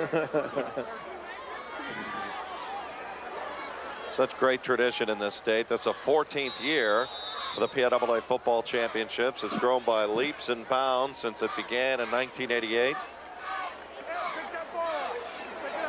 Mike Pettin Sr. is our analyst this weekend here on PCN. It's been in a few of these frays. Couple? Yeah, I kind of go way back. 1991 was our first experience. You didn't have to play as many games to get there. That time was in Altoona. How big is the grind, the 15th week? It wears on you. Yeah? I mean, you know, it's over, and all of a sudden, hey, you have to do your Christmas shopping, and then you have a little Christmas break, and you come back, and it's time to start the weight program up again. It's like, when do you get a break? We talked but it's well worth it, obviously. All right, the time's getting a little dicey now at 28 seconds. You got about a yard. Yep. It's going to be third and short. You get the first down, the clock stops and move the chains. Yeah, unlike pro or things, you do get that. I think you get a first down here and then you spike the ball so you can get yourself set. You get a first down and the clock's going to stop here. You get a play off and then you complete it, then you spike the ball. Right. Palco back, looks, throws, got his first down. Slappy crawls out of bounds at the 25-yard line. Smart play, and that'll stop the clock. I thought his knee hit before he got out, but West Allegheny got what they wanted. They get a total clock stoppage, whereas they would have just got a temporary stoppage to move the chains. Well, it was right on the line. They're well within Javerone's range here. In field goal range. Boy, that's a weapon at this level. When you get a guy that can consistently get it close. He's in his range. 45, no question. Yeah, he can kick a field goal here. Best kicker in the big school bracket? No, there's a couple of them. Couple, really? I hear it's a deep year. A couple good kickers. Set over to Palco now. Looks, throws down the middle, or down the sideline, I should say, and incomplete for Slappy with 19 seconds remaining. Well, they're getting their money's worth. Strath Haven came with a double linebacker fire here. They're feeling we have to put more heat on this young man. Blocking hung in there, though. They picked it up.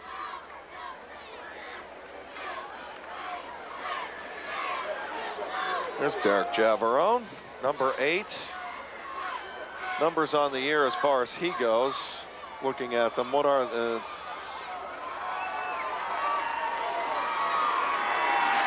There he is. He's 44, 45 in point after, 9 for 17 in field goals. Flags are down. See what this is all about with 19 seconds to go. They didn't get the count. Delay of game, red. Replay, second down.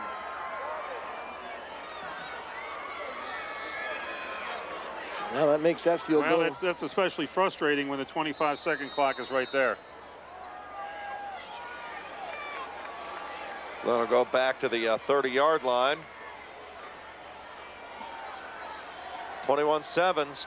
West Allegheny leads Strath Haven right now. Big interception return to start the game. 20-some yards with Mike Craig. 10-yard touchdown pass, Palco to Slappy. And Hawkins ran it in. Palco over the middle, intercepted by Connor, and he's got some room to roam to the corner. And finally, they get him out of bounds, and should have been a late hit on Palco out of bounds. He was clearly out, but that should be it for the first half. But Connor with a huge play to keep Strath Haven in the area code in this game. And a tremendous drop. The linebacker normally gets to about 12. I think he's much deeper. He had plenty of time. He just lost him in there. This is an excellent job. That's just what you want from your middle linebacker. And he was definitely clearly hit out of bounds. Deep drop. Keep your eyes on the quarterback. Yeah, that was. Should have been a 15-yard penalty there, but.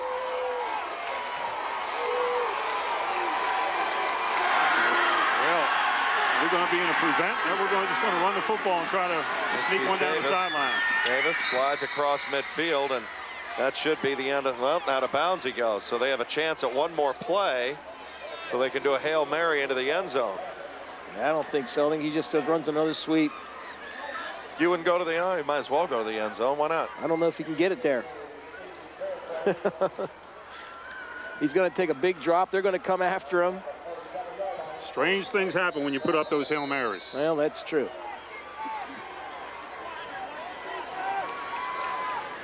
It's like a winning lottery ticket if you can hit one of these. Now, I'd be concerned, number 8 here, I'd be giving some double coverage, which they have him covered under and deep. Yeah, they got him doubled down. Flags are down.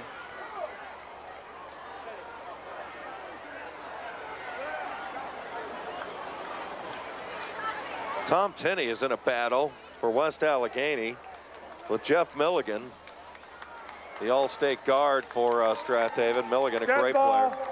False start, White. 5 yards, replay first down.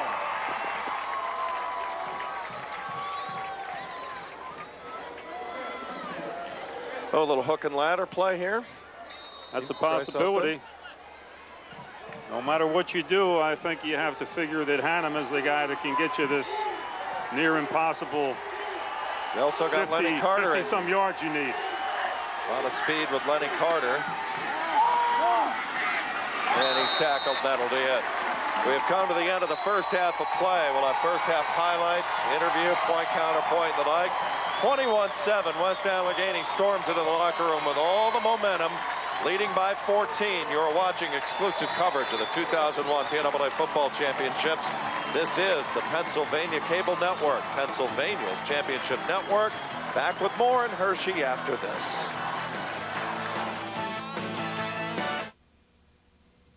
You're watching PIAA Championship Football exclusively on PCN, Pennsylvania's championship network. The PIAA is a Pennsylvania nonprofit corporation organized on a membership basis. Membership includes most of the public and many private high schools in the Commonwealth of Pennsylvania. The PIAA develops and enforces rules which are authorized by the member schools to regulate interscholastic athletic competition. The PIAA was formed in 1913 by a group of high school principals to establish uniform rules, eliminate abuses, and place interscholastic athletics in the overall context of secondary education. The purposes of the PIAA are defined in Article 2 of its Constitution. They are to organize, develop, and direct an interscholastic athletic program which will promote, protect, and conserve the health and physical welfare of all participants, to formulate and maintain policies that will safeguard the educational values of interscholastic athletics and cultivate the high ideals of good sportsmanship, and to promote uniformity of standards in all interscholastic athletic competition. The PIAA believes that the student athlete is best served by a system which emphasizes the amateur, educational, and character-building aspects of high school sports, a system which recognizes that athletics is not the driving force, but rather that students are in school primarily to obtain an education. The membership of the PIAA consists of approximately 1,300 schools, divided almost equally between senior high schools and junior high middle schools. Of that membership, approximately 150 are private schools. Nearly 250,000 students participate in interscholastic athletics under the PIAA each year, placing Pennsylvania 7th in the United States for the 1997-98 school year. The four major areas in which the PIAA currently operates are the following: establishment and enforcement of rules governing the eligibility of high school athletes to participate in interscholastic athletics. These include rules for academic performance, attendance requirements, transfer students, pre-participation physical evaluations, age, and amateur status. Organizing and operating 27 post-regular season playoffs and championships in 10 girls sports, and 31 post-regular season playoffs and championships in 11 boys sports. Adopting the playing rules for each sport under its jurisdiction. With the exception of bowling, golf, girls lacrosse, rifle, and tennis, all other playing rules adopted by the PIAA are published by the National Federation of State High School Associations, of which the PIAA has been a member since 1925. Registering and training officials to officiate at contests in which the PIAA member schools participate. Nearly 13,000 officials are currently registered with the PIAA. The PIAA's principal source of revenue is the sale of tickets to its playoffs and championships. Gate receipts enable the PIAA to operate without taxpayer financing. The PIAA also provides services to its members on a day-to-day basis through its headquarters in Upper Allen Township, Cumberland County, near Mechanicsburg, Pennsylvania. The PIAA assists member schools and families by providing the student athlete with opportunities for achievement. Hello, and welcome to the Pennsylvania Cable Network. We're delighted to join with you in celebrating high school athletics in the Commonwealth. Everything that we do here at PCN, from our daily coverage of the General Assembly to programs exploring manufacturing, from carriage of significant Pennsylvania events to our satellite distribution across the state, all of this is made possible by Pennsylvania cable television companies which carry our network on their channel lineup. Often at PCN, we'll list the names and service areas of local cable TV providers. These are the community-minded companies which voluntarily pay a monthly fee to cover network programming and operating costs. PCN receives no state funding. We are supported instead through the generosity of cable systems which make PCN available to their subscribers. In watching high school sports on PCN, we hope you'll remember the commitment of Pennsylvania cable television companies. They're the ones that make this network and today's programming possible. Homework Help on PCN is a live 2-hour interactive call-in program for students in grades 1 through 12. You got to get your homework done. This is the show to watch. State-certified teachers will work through math and science questions with students. When two things are written side by side, what does it mean? Divide. So what I do to one side, I do to the other, and you're home free. Homework Help on PCN airs throughout the school year on Sundays, live at 5 p.m. PIAA championships throughout the year exclusively on PCN. In February, team wrestling. In March, diving, swimming, wrestling, and boys and girls basketball. In May, track and field. In June, boys volleyball, girls spring soccer, baseball, and softball. In November, girls volleyball, field hockey, boys and girls soccer, and cross country. And rounding out the year in December, championship football. For additional high school sporting events, check our website at pcntv.com. Watch regular season high school basketball matchups live on the Pennsylvania Cable Network. Friday nights at 7:30, it's regional hoops action on PCN's Game of the Week.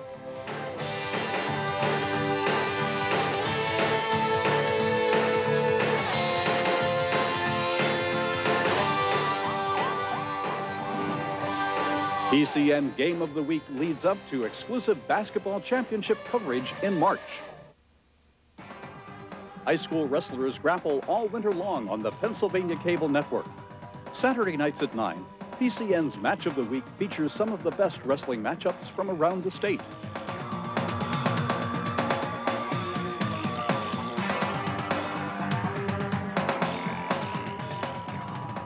Catch the excitement of primetime high school wrestling Saturday nights, exclusively on the Pennsylvania Cable Network. The State Farm Show live on the Pennsylvania Cable Network. Watch the championship rodeo, folk dance contest, livestock judging, horse and pony pulling competitions, cooking and wildlife demonstrations, the Sheep to Shawl event, and more as PCN presents sights and sounds of Pennsylvania's premier agricultural showcase. Around-the-clock coverage of the State Farm Show airs in January, exclusively on the Pennsylvania Cable Network. The Pennsylvania Cable Network, your exclusive home for PIAA State Championship sports. Throughout the scholastic season, the best high school teams and athletes compete for state gold on PCN.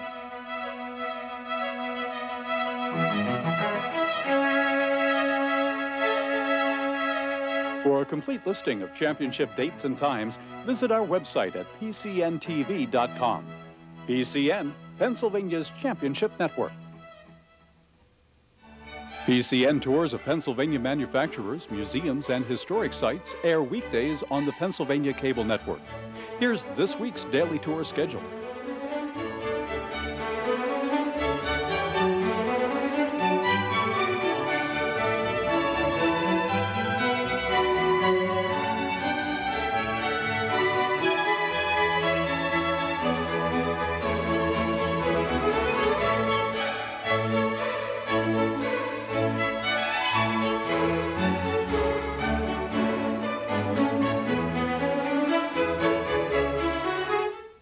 The Pennsylvania Cable Network's daily program schedule is available by email. To take advantage of this free service, send your email address to pcntv@pcntv.com.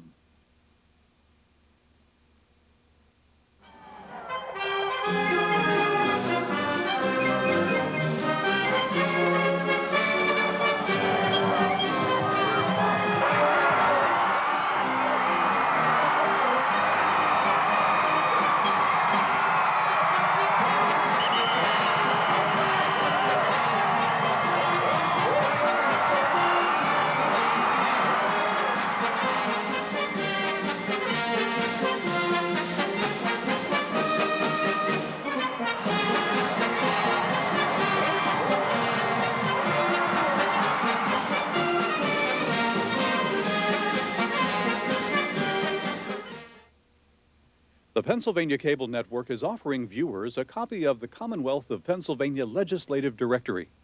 The booklet includes names, pictures, and information about the members of Pennsylvania's Senate and House of Representatives. The directory also provides information about committee assignments, the executive branch, and how to contact your state legislators. To receive your copy, write to the Pennsylvania Cable Network Legislative Directory, 401 Fallowfield Road, Camp Hill, PA 17011. Include a $5 check or money order payable to the Pennsylvania Cable Network. One directory per household, please. Teachers, feel free to record PCN for use in the classroom. Our programming includes coverage of House and Senate floor debates, public hearings, PCN profiles of prominent Pennsylvanians, PA books, interviews with authors on Pennsylvania topics, PCN tours of factories and museums, call-in programs featuring public officials discussing current events, and Pennsylvania history, including James Buchanan, the 15th President of the United States, and George Washington, a series with lesson plans on our website. PCN programming may be recorded for use in the classroom. College students majoring in communications or political science, the Pennsylvania Cable Network is now accepting internship applications for all semesters. Interns gain valuable hands-on experience and network with industry professionals. For more information about PCN and internship opportunities, visit our website at pcntv.com. To apply, email your resume or send it to Pennsylvania Cable Network, 401 Fallowfield Road, Camp Hill, PA 17011. The Pennsylvania Cable Network's daily program schedule is available by email. To take advantage of this free service, send your email address to pcntv@pcntv.com. PCN's exclusive coverage of PIAA Championship football continues on PCN, Pennsylvania's championship network. Welcome back to Hershey Park Stadium, where it's halftime here. West Allegheny leads over Strath 21-7. I'm Gary Sutton. And with me on the right here, Ford Chapman, who coached the state championship team here with Bishop McDevitt, and now with Susquehanna High School right here in the local area. And Dave, you take the part of Strath here this game at halftime. You're down by 14 points. It's a real knockdown, drag-em-out game. It looked like maybe the coffin nail was going to be pounded, but you get an interception at half. Take a little bit of momentum into the locker room. Tell me what you're telling the players in there. Well, without a doubt, they weathered a storm there right at the end of the half. I thought they did a nice job battling back and mixing up the run and pass to get that touchdown to make it 14-7. The big thing is, can they throw enough to get back in it? They're a running team predominantly, some good skill guys in the backfield, but can this quarterback, who's in his first year starting, get the job done through the air when a West Allegheny defense knows they're going to be throwing? How much of a sense of urgency do you have right now if you're Strath you're down by 14 points to an obviously fired up West Allegheny team? Well, first of all, you got to stop them on this first possession of the second half, because West Allegheny is going to receive, and then you got to get the ball back and take it down. You can afford to mix it up, run and pass then. But if you don't score on your first possession and West Allegheny chews a little clock, you're forced to go to the air, and I think it's going to be tough for them to win it that way. Jim Cantafio, it's been statement response football so far. The response was the interception at the end of the half, but you're up by 14 points. You're Bob Palco here at halftime. What are you telling your club? Well, you got Palco and Slappy. I'll tell you what, they are two tremendous football players. Palco might be one of the best overall football players in the state of Pennsylvania. You know what I tell them? Go out there and attack. Don't sit back. Get after them. You got them on your heels. Don't go conservative. They got a great passing game mixed in with a great running game. They got one heck of an offensive game plan. And if I were them coming out this second half, I would not sit back on my heels. I would go right after Strath and get another touchdown. One of the things you got to be happy about is the running game. You haven't had a good running game the last 3 games. This game, it's showing up pretty well. Well, I think what's happening, Strath is so worried about Palco and Slappy that they're opening up some lanes. They're also taking splits on the inside that you can run a tractor trailer through. I mean, they're doing some very interesting things. They line up in the shotgun. They spread you out over the field. They really got a great offense. Their offensive coordinator does a tremendous job. But let me tell you something. When you got a Palco at quarterback, there's so much you can do, and that puts so much pressure on the opposing team's defense. We got Palco at quarterback. We got Mike Pettin up at the booth right now. We got a lot of highlights to show you. Let's take it back upstairs to Jed Donahue and Mike Pettin. All right, thank you, Gary, and a very impressive first half. And You know, West Allegheny just took it right at him. No question. Thanks to the coaches for doing a little point counterpoint here at the break. Let's have a look at some of the numbers here with Gordon talking about West Allegheny dominating the scoreboard. But boy, that interception early, huge. The numbers really don't tell you the whole dominant story because of the one turnover there. Time of possession, really, if you looked at those numbers, you'd think it'd be like 10-7 or whatever. Yeah, but you look at the quarterbacking situation. Miller struggled, got a lot of pressure, 3 of 11. Tyler Palco, 8 of 12. And you know something? There was the thought that, well, maybe they couldn't run the football in the first 2 state playoff games. But really, Palco in last 10 quarters, he's 28 for 40 and only 2 picks. That kind of efficiency with the passing game, that's as good as a running game. Yeah, Gordon, you said it's the balance that's so surprising. They're mixing the run up with the pass. I think Strath Haven has been taken back by that. All right, we're going to have a look at some of the pictures from this first 24 minutes of action. And got started right away. Mike Craig came in and got West Allegheny rolling. Okay, here's the screen pass. He never saw the red shirt until it was too late. They give a lot of credit to Manny Rojas, who made the big rush and really closed fastly on the screen pass. 33 yards and a touchdown, and all of a sudden Strath Haven is up. That was a shocker. This is just a big-time arm. Here's the look off, and with a throwback to Slappy. Strike 3, right? Painted black. That was right in there. Great strike. And now here's the quick out to Davis. This is a big play for them on their touchdown drive. Little underneath pattern. He tacks on 10 yards by tight roping down the sideline. That was big. A 17-yard pickup on 3rd and 8 that kept the touchdown drive alive and set this up with Moore flying in behind Connor. Nice little power run. And then we're going to see Hawkins, the touchdown maker. Gordon, you've been talking about how he's come alive in the playoffs. 11 touchdowns overall. This is 7. He's been huge for them. It's a short one, but it was important. Good line surge. Yeah, they just blew people off the line of scrimmage there. That's why he gets the touchdowns. And here's the star of the game thus far, Mr. Palco. But not on this one. Connor really read it well and stepped in front of it. Connor's just a great-looking prospect. That time, Palco was looking down the middle all the way, and Connor was just set up for it. He was thrown for Slappy, who was cutting across the middle. Well, teams are warming up right now, and the like. What do you have? Again, I think, the passing numbers for Tyler Palco, 8 for 12 for 92 yards. And they've run the ball. They've run the ball for pretty effectively. Hawkins with 28 yards on 6 carries. Deontay Henry, 5 carries, 21 yards. Over on Strath Haven's side, they got to get those halfbacks going. Keith Davis with 35 yards on 8 carries, and the fullback just 4 carries, 8 yards. And in a wing tee, the fullback's important to get some good yardage. I think you have to give a lot of credit to West Allegheny's defense.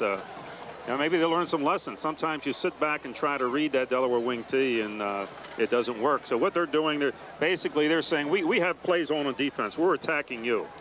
And they're coming with flow fires and blitzes, and they're disrupting that finesse offense. Sometimes Delaware wing tee, it takes a little time to get going. If you're getting penetration, that's what you need. And you see Tyler Palco giving everybody 5 coming over from the huddle. That's been the one factor that's made the big difference also. It's been the emotion factor. Exactly. They came pumped up and they've stayed charged. And it's tough to ride emotion for 4 quarters. It's an awful dangerous tightrope walk, but if you can, you're going to get a lot of mileage. Well, I'll tell you, with this 2-touchdown lead and they're smelling it, I think that's a good indicator they might keep that emotion for 4 quarters. It's good to Gary Sutton get his thoughts on things, rather, as we start this 3rd quarter. Well, one of the nice things about traveling the sidelines, you get to make new friends, especially from the western part of the state where you don't see all the football you'd like to see out there all the time. But they tell me in the 2 losses that this team, West Allegheny, had this year, they had 5 turnovers in each of those 2 losses, and certainly the 1 interception at the end of the half not equal to that 5, and it didn't really hurt them, and yet at the same time a chance to kind of put a big number on this game, maybe even put it away. So turnovers have been really the name of the game when they've lost this year. Even that 14-point lead right now, certainly not a safe 14-point lead at this point for a team that was mistake-prone earlier in the season. Well, that's the one thing they do, though, is you've been out west a lot this year, Gordon, is that they do have the expanded playoffs, and they, it's not devastating if you lose once or twice in the regular season like West Allegheny did. Of course, the downside of it is you got to play an extra playoff game, and you only play a 9-week regular season in the western part of the state, especially WPIAL. So you've got to play that extra playoff game, and Coach Pettin knows playing 5 of them is hard enough. Playing 6 is almost impossible. Remember, the WPIL's come here. This is the 4th time they brought all 4 representatives in all 4 classes. They've never swept. Gentlemen, shake hands. But this game right here, they hold on to this lead. They stand a great chance to sweep this weekend because tomorrow's games, Washington and Woodland Hills, look like pretty big-time teams. Let's eavesdrop on midfield right now. Making a good point. Okay, gentlemen, that was the first good half of football. Over. Things got a little chippy in the middle. We need you to take care of that, all right? Help the other guy up when you tackle him. Make sure we keep it clean. If you remember, White won the toss, so it's Red's choice. Take the ball, sir. You'd like the ball. Yes, sir. Which goal would you like to defend? You're going to defend the scoreboard, kick away from the board. Gentlemen, line up over here. White. West Allegheny will get the ball to start this second half, leading at 21-7. But that play early, Mike Craig's 33-yard interception return, I mean, that really just got everything flying here for the Indians right away. Game's 3rd play. And that's been the key to Strath Haven's success. They were plus 31 coming in turnovers. They jumped all over Mannheim with 5 turnovers. And last week to win that game, to hold on to win, and they've lived off of other people's mistakes. They made a big mistake to start this football game and really haven't recovered from it yet. It's going to be a very important defensive series for Strath Haven. Schoenman will kick off for Strath Haven to start this second half. The Panthers, a lot of talk. This may be their final game as a AAA club as the new enrollments come out, and they might go to Quad A. Philadelphia Inquirer apparently has a story today saying that it's pretty much a done deal that they're going to Quad A. It's not official yet. Gary? You talk about going to Quad A because we were here in Hershey Stadium a few weeks ago on PCN when Strath Haven was a co-champion also in soccer. So quite a boys program in sports right now at Strath Haven. Coleman hits it. Whirls out of bounds, and West Allegheny again, marvelous field position to start at the 35-yard line. That's one of the problems when you kick from the hash mark. If your kicker hooks it, it doesn't have to go that far to end up out of bounds. Good field position starting at the 35. Well, for Strath Haven, how do you get back into the game? Let's do that. Game reset a little bit. The tail of the tape on that end. I think they have to start to put a little more pressure. Their defense, as I say, they like to lay off the ball a couple yards, and Tyler has a lot of time to throw. There's Palco in the air today, but a lot of it's play action and things. What a double threat he is. 10-yard touchdown pass to Slappy. That gave them the 14-0 lead. Now Palco, quarterback keeper, and this time they crawl all over it. Dave Peck is there, 6'4". They've been pushing that quarterback keeper. But I think that was a busted play. You know, the 2 things I know drive coaches nuts is, number 1, you come out first play after the half, and you don't run it the way you want to, or the first play after a timeout, and you don't execute the play. No, exactly. Because really, you'd think this 6 to 7 minute window, this is where Strath Haven wants to get back into this thing. I mean, this is a very, very big moment in this game for the Panthers. So back to the shotgun. Oh, I think here's that same formation where they isolated Slappy. Now Palco gonna pitch it back. Henry, and they got that bottled up pretty good. A gain of maybe a yard. That's about it. Dan Connor is over there. Also, Garreau, only a sophomore. They got a lot of sophomores on this defense for Strath Haven. A lot of young up-and-comers again.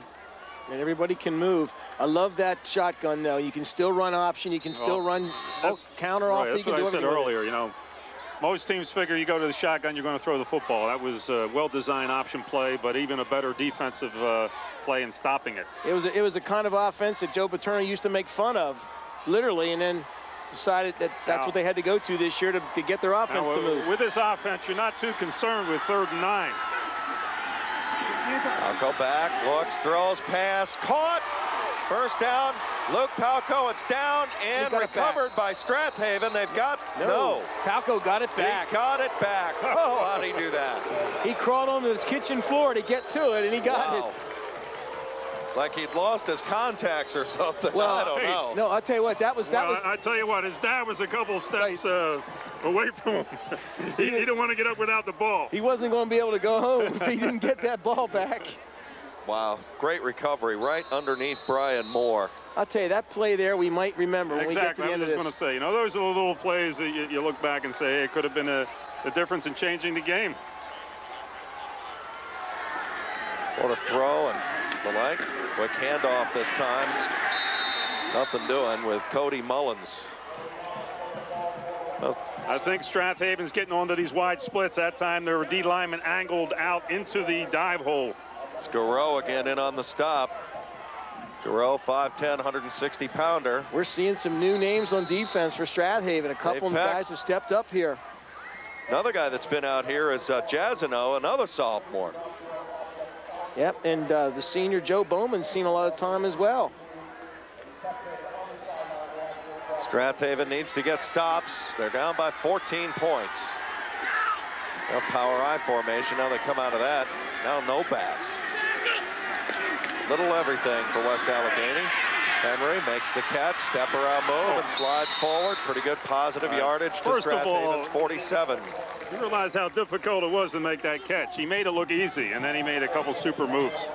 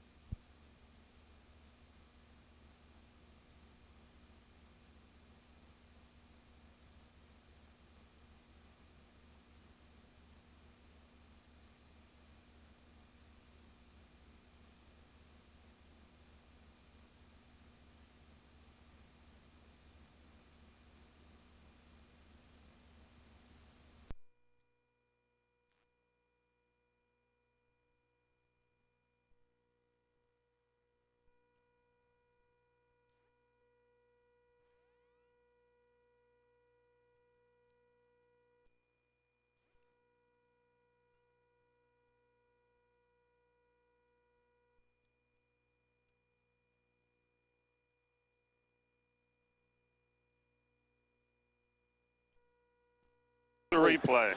Quick out. Nice catch. There's one move. Another move for 3 or 4 more yards. But outstanding effort. DBs aren't coming up and really laying into them for Strath Haven. They've been making a lot of plays, and they're getting a little tired. 3rd and 6 right now for West Allegheny. 8:45 left here in the 3rd. Palco back. Looks. Pretty good coverage downfield, but Slappy finds an opening and gets the first down to the 39-yard line. Hey, tell me, Gordon, who's recruiting Slappy? I mean, he's catching my eye here. Well, you know all about him, though. He's come on, and he's pretty good talent, but there's been some questions about him. He had a rough game out here last year, but the last couple games, he came up big, and he's come up big again tonight. Both on defense. He's covering Hannum on defense, a lot of times one-on-one and doing the job with him. Well, he's 6'3", so he's got size. That's not an issue, and he finds openings. He's played a lot of football the last 3 years. That time he came back and helped out his quarterback. Henry looking to get to the outside, has a blocker in front, and has about 5 or 6 more yards. All the way down to the 32-yard line. I think there's a lot with Slappy that he's here to redeem himself. Remember, he got beat on that pass play that went to Hannum. Outside stretch play here. Just run to the sideline until you get a seam and get up, shoulders upfield to get a couple yards. Mullins is not a big fullback, but he's sure been throwing some key blocks. There he didn't get a pad on anyone, but he's been blocking real nice out of that fullback spot. 8th play of the drive. This is a huge drive to start second half. Handoff, contact, down he goes right away. Tackle is made by Cresta, another sophomore. Wow. That was a counter tray, as they call it, and I think a missed blocking assignment, and somebody came clean. Can't get his number there, but... No, it's Cresta, another sophomore, 64 there. 64. Tell you, Gordon, Kevin Clancy's got some pretty good-looking young guys going on right now. You think about the fact, so what, they go to Quad A. They're still going to win. They still will have a chance to run the table in the Central League and get plenty of points against Quad A teams.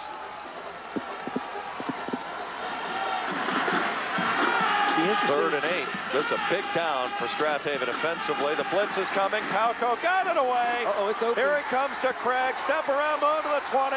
Foot race 10. Dragged down from behind to the 4-yard line. Palco made by Lenny Carter after a gain of 31. That's Palco all the way there. Craig has I been can't a huge remember guy. a high school quarterback setting up the screen pass this well.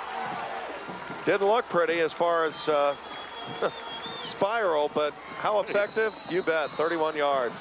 Look at Rojas leading the way there, escort service. And the track man, Lenny Carter, had to run that down to set up 1st and goal at the 5. This time they run behind Rojas. Here's Hawkins, and he stood up at about the 3-yard line. We said he's going to have a big game, Jed, and he's just responded. These guys who've been here now the last 3 years have responded for West Allegheny. Dan Connor on the stop. 2nd and goal at the 4 after a gain of 1 as Slappy comes back for West Allegheny. Rojas, Slappy, Palco. How's this for a statement? They're coming up on 6 minutes to open the 2nd half. Luke Palco almost fumbles it away at his own 48-yard line, somehow gets it back. And West Allegheny knocking on the door, looking for redemption. They've lost each of the last 2 years. Palco, a little pitch to Henry. He's got a man in front. It's Mullen to the pylon. Touchdown, West Allegheny. The Indians are rolling here in Hershey, up by 20. Wow, that's big time right there. It's a great call down in that area. 11 plays, 65 yards. Again, Tyler Palco waited to the last split second to make the pitch. 5 minutes, 56 seconds.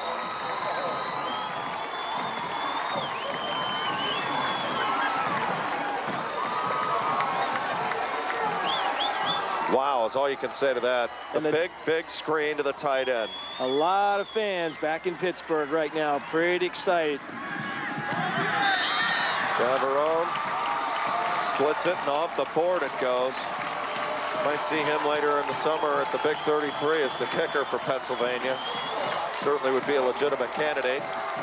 28-7, West Allegheny. There's Henry to the pylon, speed. Where'd they find him, Gordon? He's been kind of sitting in anonymity here over the last couple of years behind Kellen Campbell. Pretty good player. And a good block by Mullen as well. He just bought him enough time to get to the corner. Let's go to Gary Sutton. Gary? Well, Jed, when you talk about a guy like Palco, I'm reminded of the word 2 Ps, poised and presence. I mean, that screen pass held to the last moment, pushed the guy off, makes it go. He's been poised and he's been present the whole game. One of the reasons that his team's up 28-7 right now, 6:04 mark after a great drive. And you got to think it's a real uphill climb right now for Strath Haven. What do you think they're feeling in the WPIL about right now? Oh, they're excited, and everybody's already talking about a sweep now. Saw Guy Manicalvo earlier. He's here with a little Prexies of Washington. They're a favorite tomorrow against Penn Argyl, and I would guess most of the pundits, yourself included, would favor Woodland Hills against Neshaminy tomorrow night. Yep, for sure. And Washington over Penn Argyl. These are the 2 games that people thought the East might have a chance to win, but right now West Allegheny has just went out and seized this game on both sides of the ball, and they look in great shape right now, and their emotional energy is still high.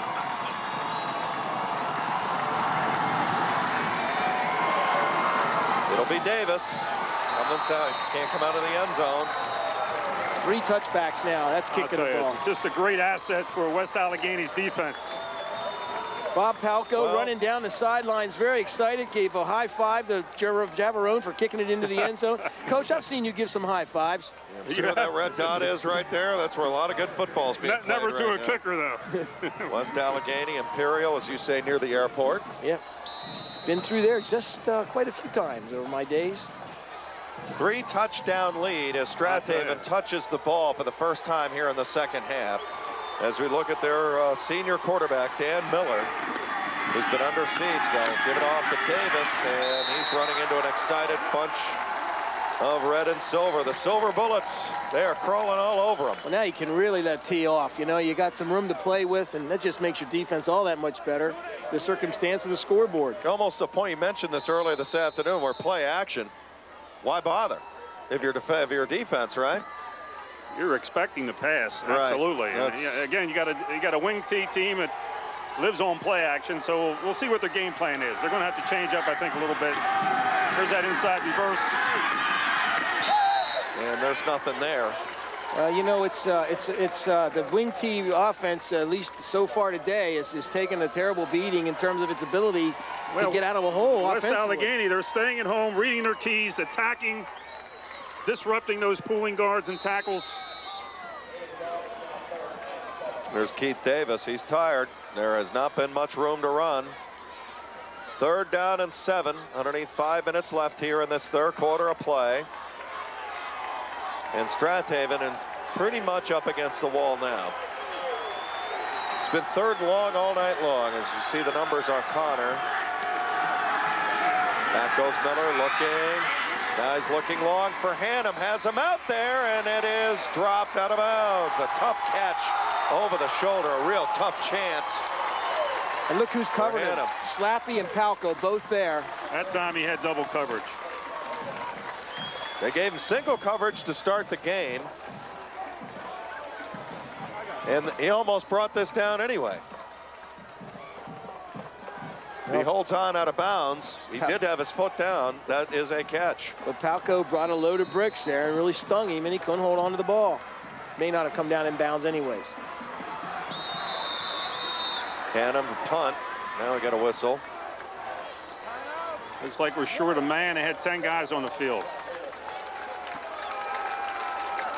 Now, let's not, we very rarely see a Kevin Clancy team make those kind of mistakes. So they get a timeout, and they're just out of whack tonight, trailing in this game 28-7. Well, the Palcos did last week take a lot out of them, I guess, would be the question. They ran into a very good Man-Arm Central team in the East Final, won 14-13, survived a 2-point conversion attempt with under a minute to go. Is that a legitimate question to ask? Oh yeah, I think so. I think I'm not trying to take anything against WA here. They've looked great, but they felt fortunate to get away with a win there, and Mannheim really took it to them in the second half. So had a tough Berwick cover the week before that. I mean, they've had a rough ride to get here. Faced some really good teams. Not the West Allegheny is not, but that could be a factor. It also could be a factor that maybe they took West Allegheny a little lightly here. Beat them the last 2 times. Heavy favorites. You know about that old Division I blue chip factor, though. If you can get the ball in the hands of your blue chipper, boy, you can transcend the competition. And that was only the second time that Hannum has had the ball even thrown his way. He's had 1 touch and 1 ball thrown his way. Great punt returner, Palco. It's to the outside of the 42-yard line. 31-yard punt by Hannum. I can't emphasize enough, when you have a win streak, it's tough to stay hungry week in and week out. And, you know, you said it from the first or second play. West Allegheny had more bounce. And the emotional tide hasn't really changed. Not only bounce, but then they got the big interception return for a touchdown, and then that helps you believe in the message. And from there, they've been on the pedal, and they actually survived the counterpunch. I thought Strath Haven, when they made it 14-7, and then West Allegheny drives it back down to make it 21-7. And started the second half. Here's Henry again, going to the outside. Outside stretch. Tries to cut in, but not for bad. much. 5 yards. Garreau, and on the stop again. I love that. I love that kind of, if you got the people who can make that kind of a play, well, I love that, because he gets through there and bam, he's gone. I tell you what, they're just one big play away from putting this thing away. I think Coach Palco would take that every play from here on in. That's almost a 5-yard gain. Each run takes some time off the clock. I mean, these linemen, well, now they're tightening their splits aren't as wide as they were earlier. Well, when they go to the I formation, it's a different scheme here. There's a stretch play to the right. Henry and Garreau runs him down from behind. You better put him on your radar screen here, Gordon. Number 84 for Strath Haven has been all over the place here in this third quarter, and he's only a sophomore. 5'11". Problem with the stretch play, oftentimes you can catch it from the backside. Playing a defensive end position. Look at that Peck kid. Peck kid's also in a defensive end. He's look at that pursuit. 6'4", 200. That young man can move. Watch number 80 for Strath Haven. He's not a bad-looking player either. He's doing a little tight end work offensively. Here's Palco out of the gun. Oh, he's got a man down here. Didn't get him in time, and hit as he threw it, and it goes out of bounds. He took a wallop, though. I'll tell you what, Dave Peck laid the wood to him. Or Garreau did again. It was Garreau. It was almost a fumble. Let's watch it here. Looks like a fumble. Yeah, it was Nick Cresta. And out of bounds. Not Garreau, but Cresto bringing it. When things are going your way, they go your way. He gets hit, and the ball bounces out of bounds. So that's... well, as they say, you have to be good and you have to be lucky. Attendance today, 8,872 for both games. Kick, Hannum, fair catch, lets it go through, and it'll go into the end zone. Well, there's a 10-yard rule. Good play by Hannum. Strath Haven will take it over, 1st and 10 at their own 20-yard line. 41-yard punt. Let's go down to Gary Sutton and see what he has for us. Gary?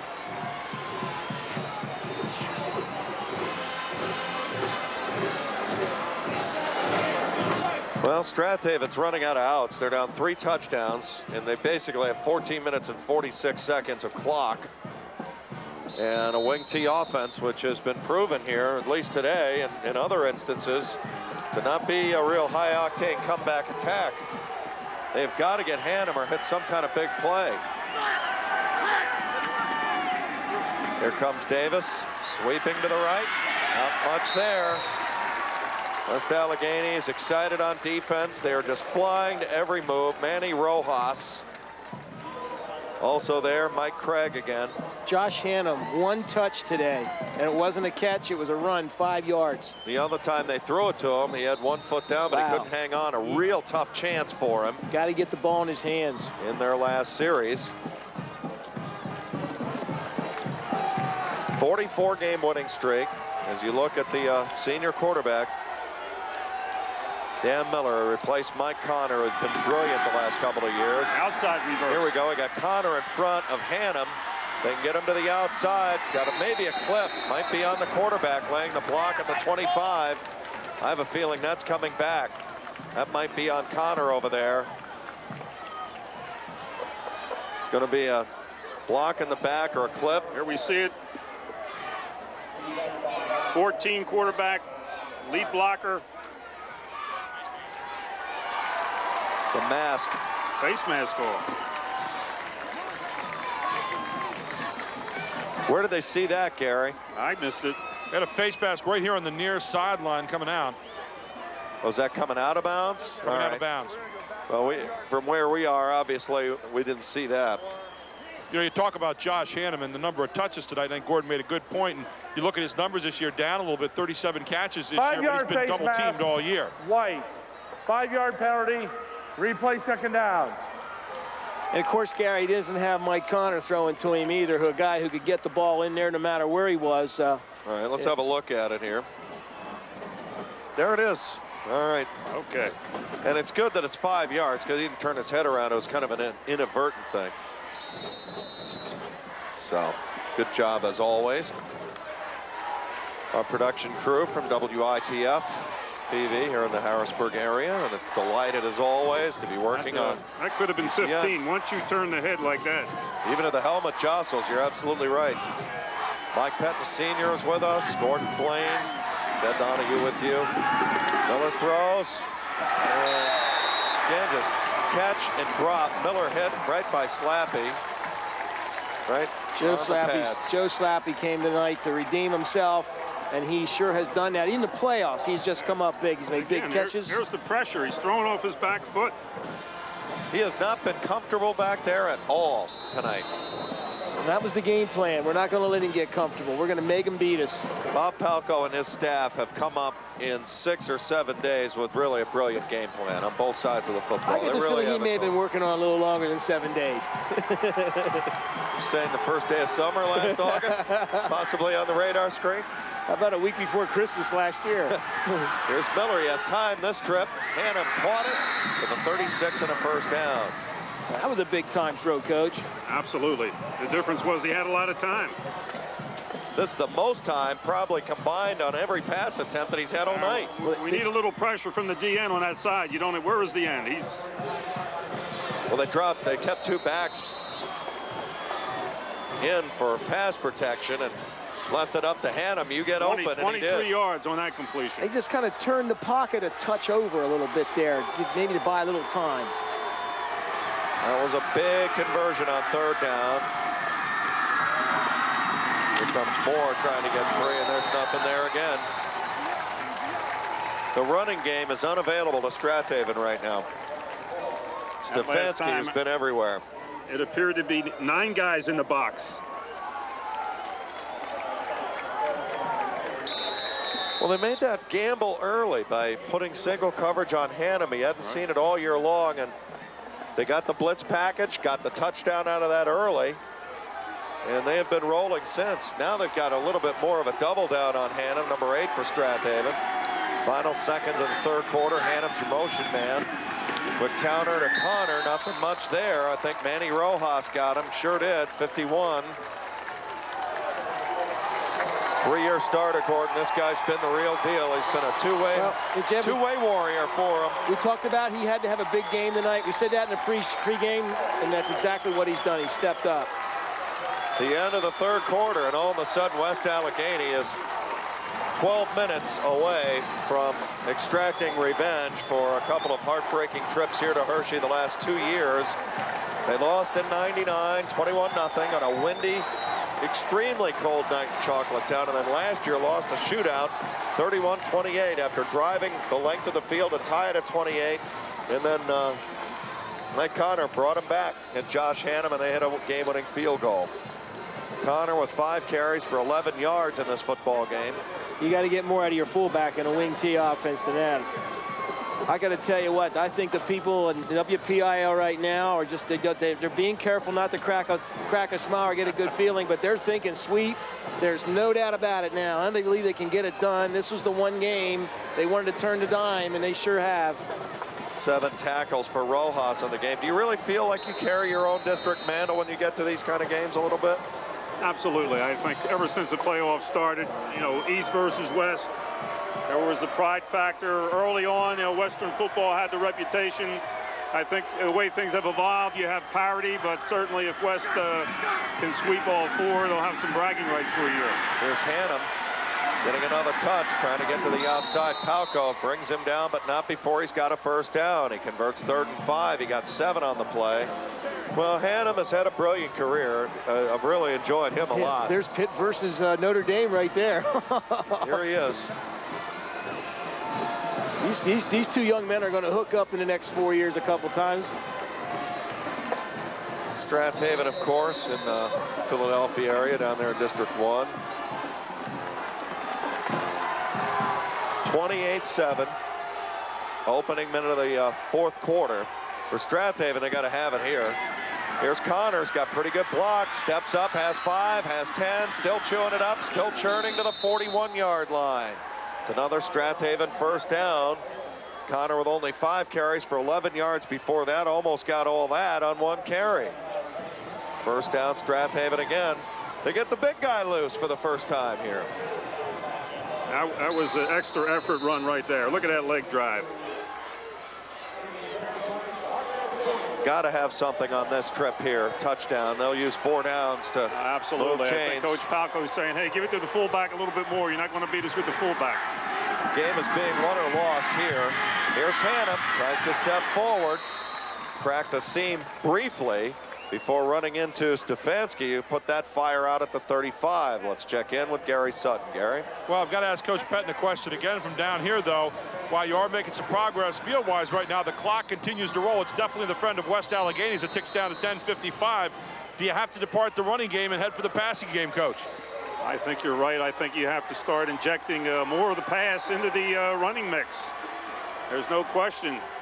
They got to have quick strikes. Here's you Miller. Get this score, you're still 2 down. He's back, throwing over the middle and overshot Moore. Had him around the 3. Had him open briefly, but felt that pressure again. Might have pulled the trigger a bit early. Gamboa bringing it.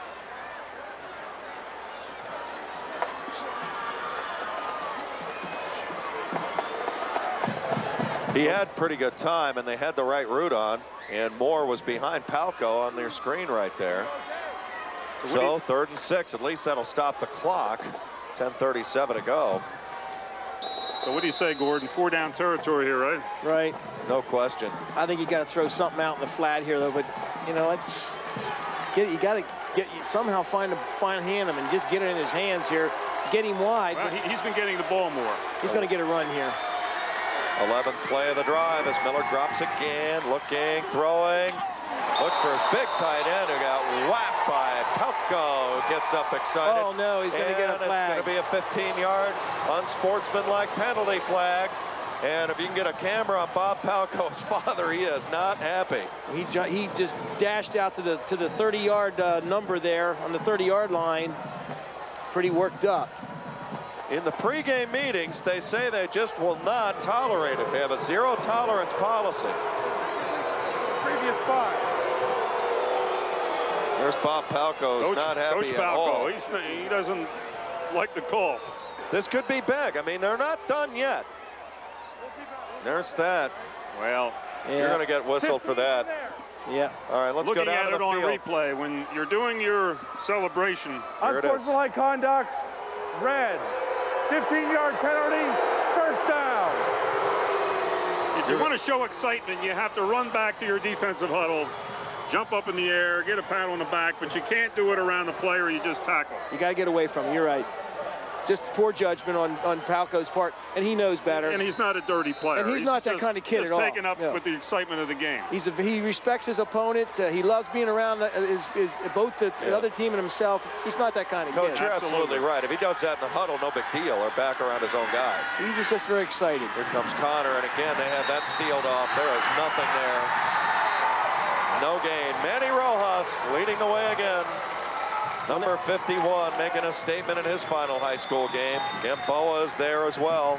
When they needed tough yards against Berwick, they went to Connor. All the year they've been going in when they needed some tough yards. Then West Allegheny determined to take him out of that offense tonight. Connor came in with 923 yards, 17 touchdowns tonight.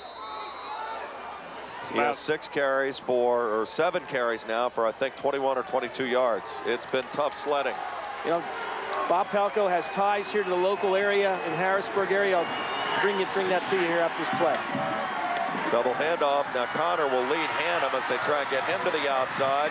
Broke one tackle and gets out of bounds. A yard shy of a first down, but a safe play to get your speed to the outside. They're a yard shy, but they stop the clock as well with 9:35 left. Coach Pelko, his first coaching job was with George Chomp at University of Indiana, Pennsylvania. And they worked out with Central Dauphin and George Chomp, where he is now this week, in preparation for this when they got into South Central region. Came in early. So 3rd and 1, they come to their feet on both sides. This is really a big drive in this game as to whether Strath Haven's going to hang around.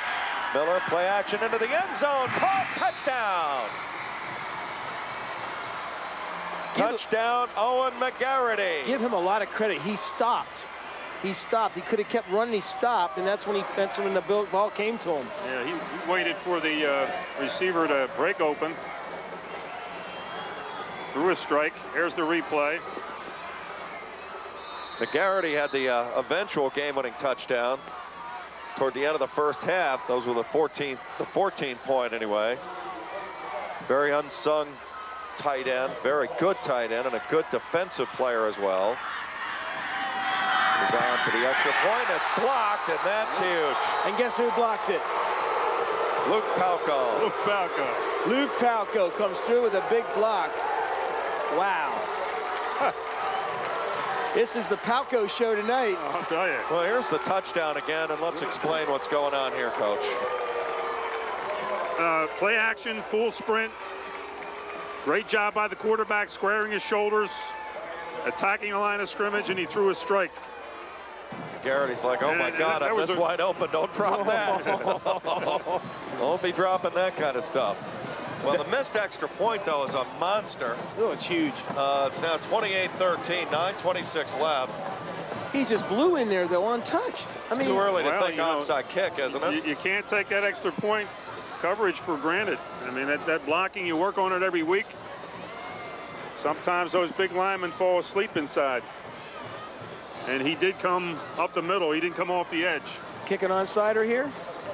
Might be a little early for that. A little bit early. But I don't know about that, do guys. you have this quick strike capability to get 2 more scores? You need a 2-point conversion. You need a lot to go your way to win this football game. And there's our answer. It's a live ball picked up by Henry. And he's going to get swarmed at the 15-yard line. That worked out for Strathaven, but geez, in a roundabout way.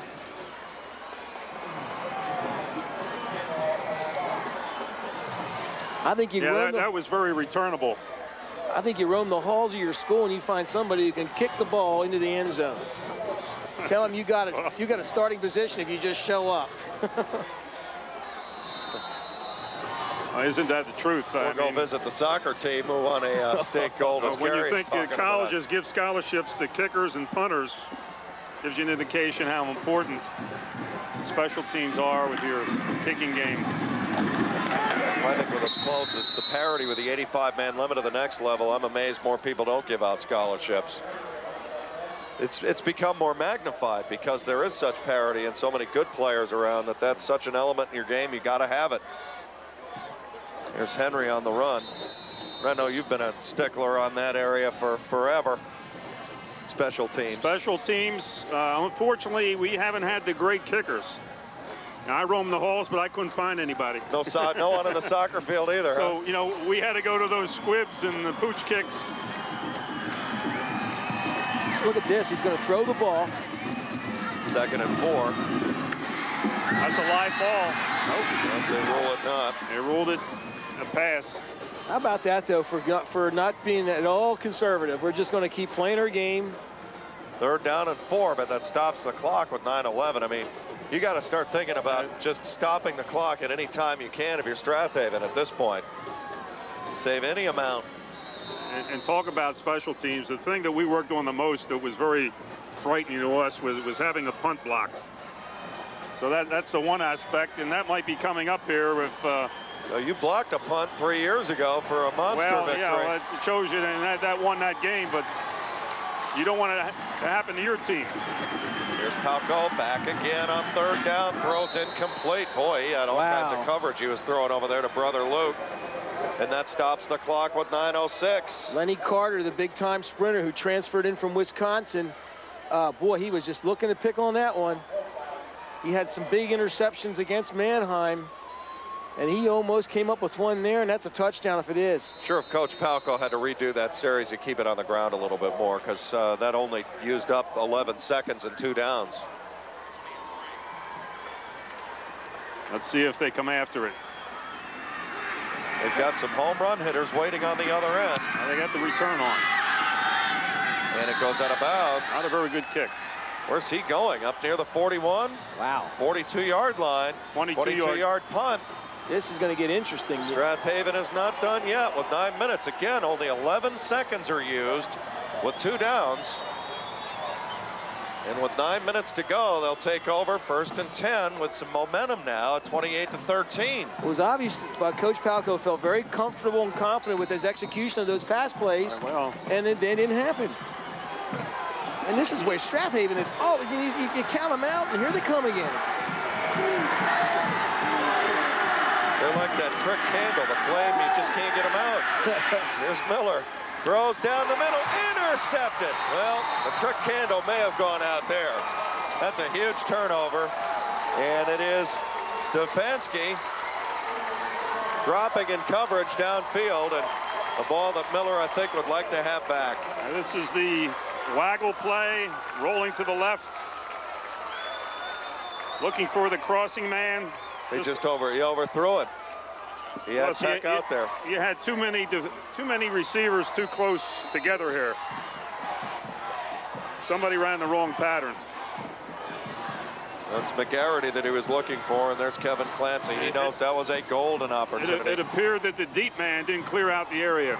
Let's go down to Gary. Gary, quick. I'll ask Coach Pettin one more question. If I could say you could have 3 first downs right now, would you take them and go home? That's for sure. Hawkins going to get halfway home to the first. Obviously, first down. Gary, I'm going to keep the ball on the ground, but tick, tick, tick, tick, tick, right? With Palco a quarterback who knows what we're going to see here. I mean, you can still, with Palco and his diversity, you can still show that you have to be careful you don't go too conservative. I've done that before. There's that tendency to just get in a bunker mentality, protect the lead. Yeah, but you're at the point where you don't have any choice. You're gonna have to try to win this game for the bunker. I mean, if you're gonna win it, you got to go ahead and do it here. It's called four corners defense, offense. With the diversity of his talent, you don't have to change any of your formations. You can still put him into the shotgun and run with him. He's going to run some lot. Oh, jeez. And out of bounds. He's taking every chance in the book. Option. Wow. I'll tell you what. If I'm going to throw the ball, it's going to go forward. If I go to Atlantic City. The option play is a thing of beauty, except when this happens. If I'm going to Atlantic City, I'm taking Bob Palco with me. I'll tell you, though, why not run the shovel pass? Because it's like a pitch. You're right. I mean, a couple teams in our league run that, and it's a very safe play. It is, it's an incomplete pass. And if you break it, you're usually getting 15, 20 yards or a big score. And you're not throwing into coverage other than a bunch of defensive tackles who aren't going to catch it anyways. 3rd and 11, and after that bad pitch, then stop the clock with 8:01.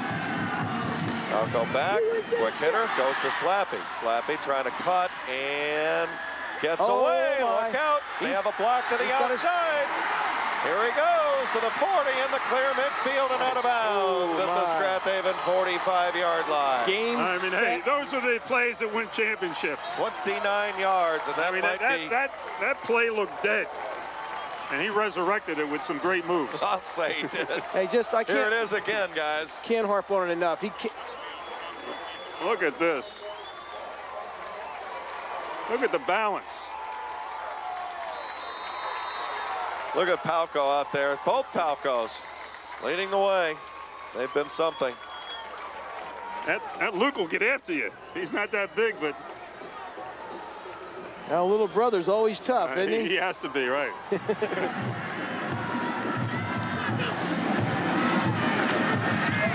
Handoff Hawkins, not much there, but again, that first down, Jeff Milligan in on the stop. Seniors had a marvelous career.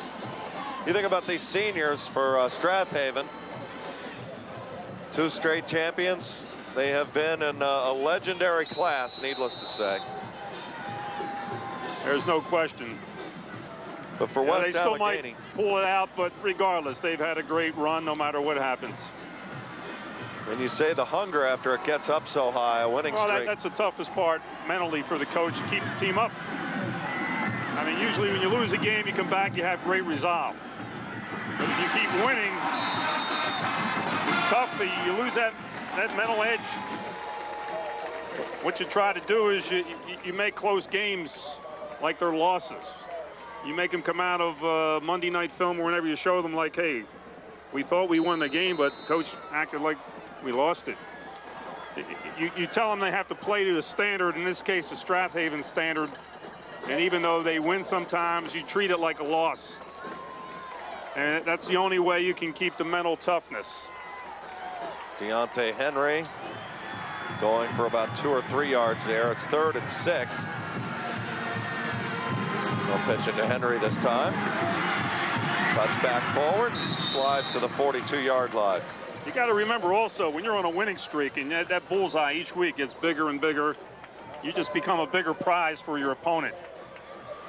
And that's tough because psychologically, the average team is going to get up, hey, 2-3 times a year, but everybody that plays Strath Haven, that's one of their 2 or 3 times. So each week they're facing a team at the top of the emotional peak. After the punt, we'll hear from Coach Palkos talking about his group of seniors. I'd like to thank everyone involved in today's state finals, and a big thank you as well to the cable companies that carry the Pennsylvania Cable Network, bringing the sights and sounds of the PIAA Football Championships to millions of Keystone State residents. And this senior group for West Allegheny's had to weather a couple of really tough trips here to Hershey over the last couple of years. And let's hear what Bob Palco feels about his senior group. Effective.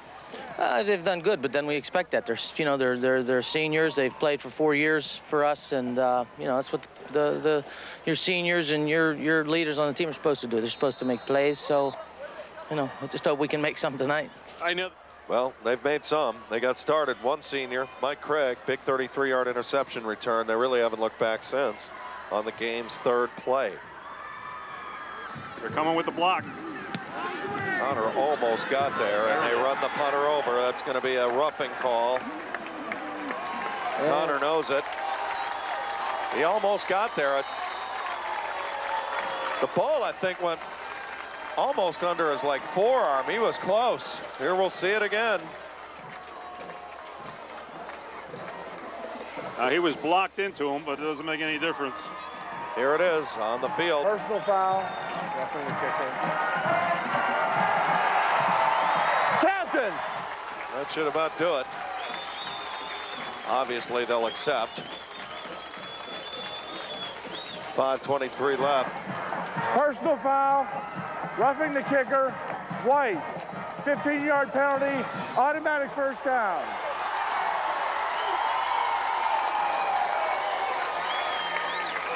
Well, the West Allegheny coaches are in the booth next to us. I think, as they say, game, set, match, pretty much at this point. I think so. It's getting close.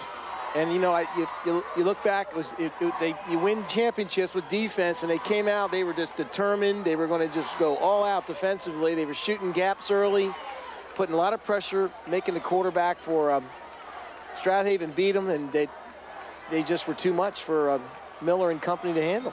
And they made the big. You get that big turnover early and turn into 6 points like that, just like Rochester this afternoon, and you've gotten off to a great start in the championship game. Well, they seem to have the emotional edge, and their game plan fantastic on defense. We're not going to sit back. We're just going to attack. We're going to disrupt your offense. Like I said, it's this finesse offense. Sometimes plays are slow developing, and those blitzing linebackers were in there all night. Hawkins has got a touchdown run tonight inside the 30 to about the 28-yard line. Well, I hate to think ahead, but you know, this sets up the incredible situation tomorrow. And WPIL is going to think sweep, and they thought they would do that when this all started back in 1988, and lo and behold, 14 years later, they really have got, they're halfway home right now. That's pretty awesome, Coach. Well, I don't know how excited I can get. You know, I'm from the other end of the state here. You realize that. But if it happens, hey, it's a great accomplishment. And there's no question it's a fantastic league, WPIAL. I've seen Mike. Excellent players, great coaches. Great traditions. With Henry running wide and then cutting in. And some of the best venues for high school football. Some of the stadiums in Western PA are just incredible. I was at the playoff game, West Allegheny played against Hampton in the second round, and Pine Richland High School is just one incredible facility. I bet you there must be a couple dozen schools that play on artificial surface out there. It's, you know, football is incredibly important, as it is in Doylestown as well. But well, I think from, you know, top to bottom, there's no question that Western Pennsylvania is a hotbed of community support and enthusiasm for their teams. And it's showing up here tonight with West Allegheny on the lead at 28-13. Palco play action looking. Connor on the blitz. Runs him over from behind. Not Connor, but Peck. We'll hear from him. This is a good-looking sophomore, 6'4", and still growing. Stand-up defensive end, and he just went right past Craig. Well, Craig kind of gave it the old Spanish block, which is ole. He's going to give him a little shove. Pretty soon, Walt Harris going to get in the way of that guy. That's my quarterback. About 3 minutes and 10 seconds, he becomes a pit quarterback for the most part. Still has to sign in February, obviously. Well, you think there might be a big 33 game in the mix? I was just going to say, he's going to probably, I would say that, you know, he's going to be one of the quarterbacks of the big 33 team, and I guess it's going to be a tremendous debate on who might the other one be. He may make the big 33 team, but I think he'll see a lot of action maybe in that defensive secondary. I wouldn't like to be on that committee that picks the big 33 quarterback. Or the big, trying to pick 33 kids in this team anyway, from the state rather. I hear the guy, one of those guys on that committee is not worth talking to anyways. There he is. The coach, Mr. Contafio. There's a lot of good quarterbacks out there this year. You probably run the top 5 for me right now, couldn't you? That machine gun mind of yours. Punt for West Allegheny here. Just get your foot on it, right? That's all you need. On a block. Here comes Brian Moore. Has a seam, but it closes at the 31-yard line. Don't quite know why he cut back out. And Tyler Palco in on the stop. So with 2:42 to go, here comes Strath Haven. 21-yard return. There's not much room. Let's go down to Gary Sutton and see what Gary has for us. Gary? Well, I'm looking at a sign down here right now. It says the first 2 times were practice, the 3rd time's a charm on the side for West Allegheny. And they're just about 2:42 away from making that 3rd time a charm. And what a wonderful game plan they've had tonight. And I'll tell you, defensively, they had a good game plan. They went single coverage on the big guy, Hannum. Came with a blitz. Here comes Moore. Running forward to the 33-yard line. 2:35.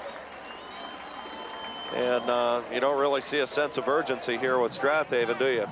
I think they're kind of staying in their base, and that's it. There, that time they had double tight end. The interception was Custard's last stand, really, when they took over at the West Allegheny 42. Well, let's see if they throw the ball here.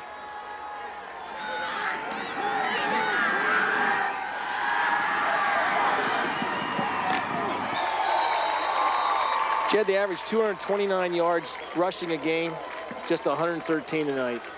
Big time credit to the West Allegheny defense. So 28-13 and 2:02 left. Defensive coordinator deserves a big pat on the back. Don't these coaches, though, that believe in the wing T, and it's not to knock it, they've obviously been very successful. Don't they want to spend a little bit more time in 7-on-7 camps trying to run a little bit of double slide, a little bit of run and shoot and get out of that wing T if they get into trouble? I mean, I know they have a lot of confidence. We can throw out of it. You can throw out of it when you have the play action ability, but when you're down, it doesn't count, as you pointed out the first game. Back is Miller, looking long for Hannum. Palco is there, and it is intercepted. He got it in at the 35-yard line, maybe. Well, now I think you go ahead and I think the celebration's starting on the West Allegheny side. I think the security better get ready. You're going to have a sea of red storm the field here. Well, you got to feel good for a team that, you know, twice they came here, came up short, right, and then come here and finally get up to the top of the mountain. And there's the replay, and once again, a outstanding athletic play by Tyler.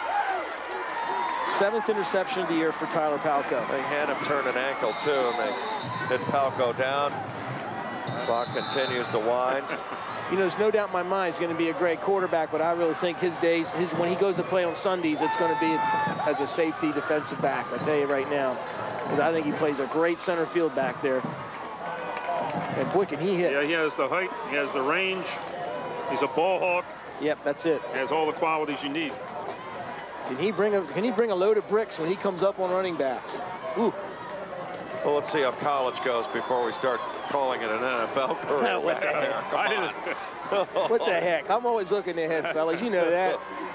Let's get him in the starting lineup at Pitt first. Let's see how that goes. Well, that shouldn't be a problem. Sideline view of the NFL has changed my perspective a lot. It's a gnarly cover I'd like to see what a Jermaine Moy and a Javon Bradley did today. I'd like to see that produce some kind of scholarship for those two kids. I think they're pretty good talents, and unfortunately, I think when you come from a single A school and a double A school, you've got an uphill climb to start with, just because you come from a small school. Well, the coaches, those are the guys that were with us hugging right now. Has to mean an awful lot. Do we have something with Kevin Clancy? Is that what I'm to gather now? I see. Okay. 28-13, 1:44 left.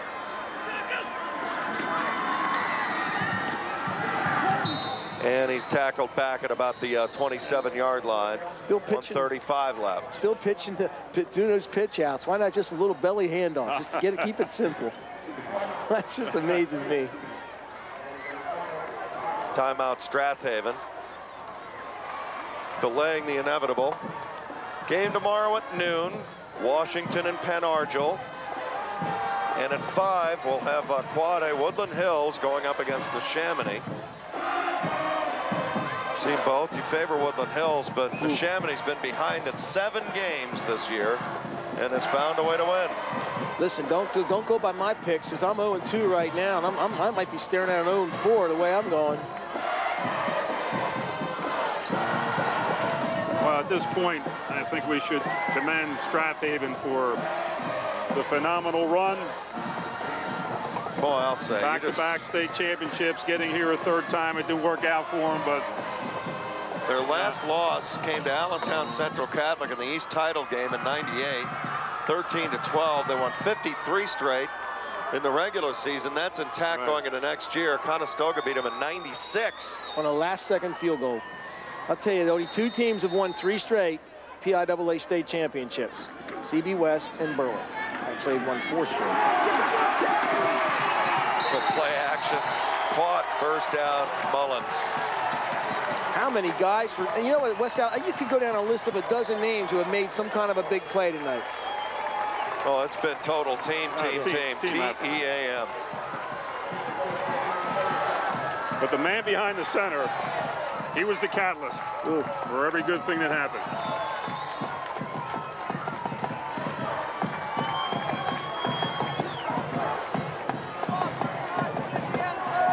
Yeah, the boys from Imperial are Imperial tonight. Impressive victory, no question about that. Oh, impressive. Coaching, play. Gary, let's go down to you. Get your thoughts here as we move toward the end of this thing. Well, you know, when you coach and you get into games, you're together with a team year-round, especially in football with all the strength training, everything you do, the spring practice. You get to feel like a family, and I know one of the things that Bob Palco has talked about, particularly with his team, is it's a family affair. Well, maybe a little bit more with his team than others with Luke and himself and his son Tyler, and a very special bond there. This family's about ready to have a little bit of gold poured on it here in just a few moments. Just an outstanding game tonight, but again, I echo what Coach Pettin said. What a great run for Strathaven, and we said it in the first game, we'll say it in this game. Give us a chance anytime to play in a championship game. It's a chance to win, a chance to lose on score, but you're never a loser when you get to a championship game and you have the chance to play for gold. And redemption for West Allegheny. It's got to be tough to come to this and lose 2 years in a row, and they had to battle through 2 losses during the regular season.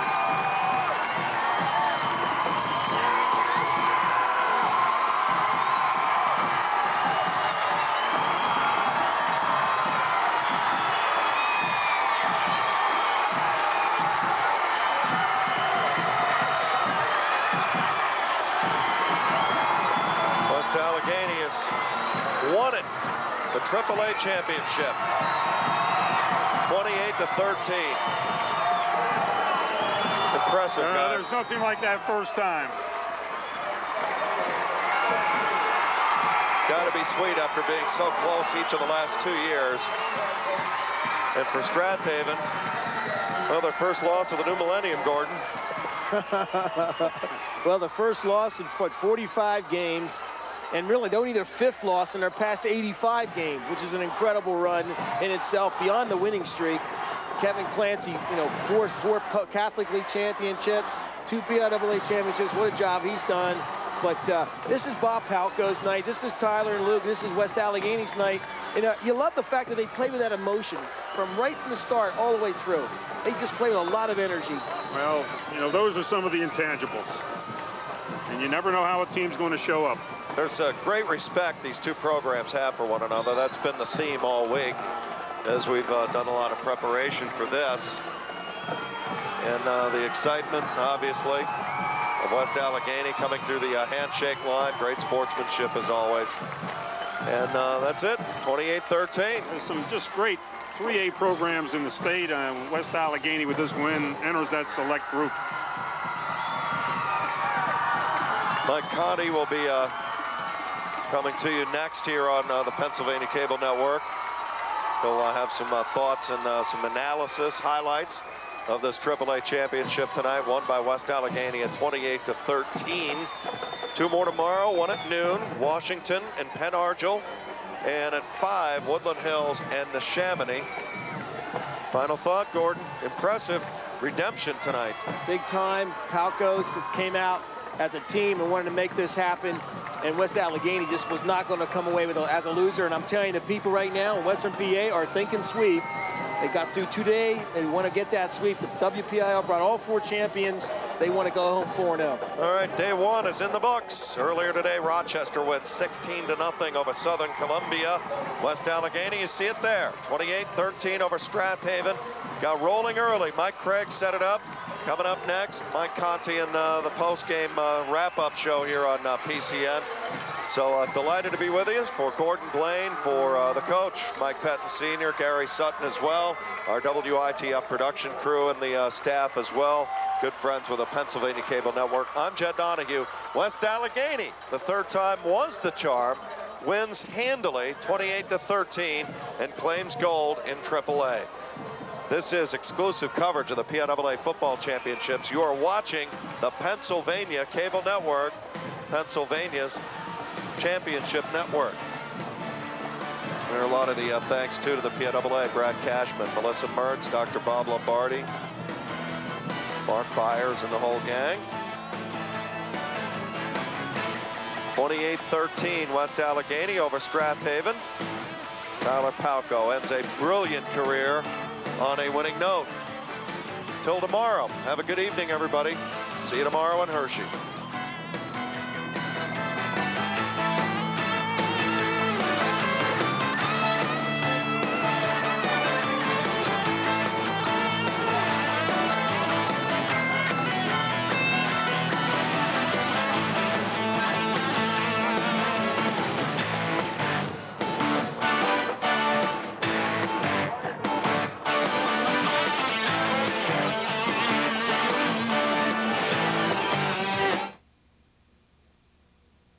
You've been watching PCN's exclusive coverage of PIAA Championship football on PCN.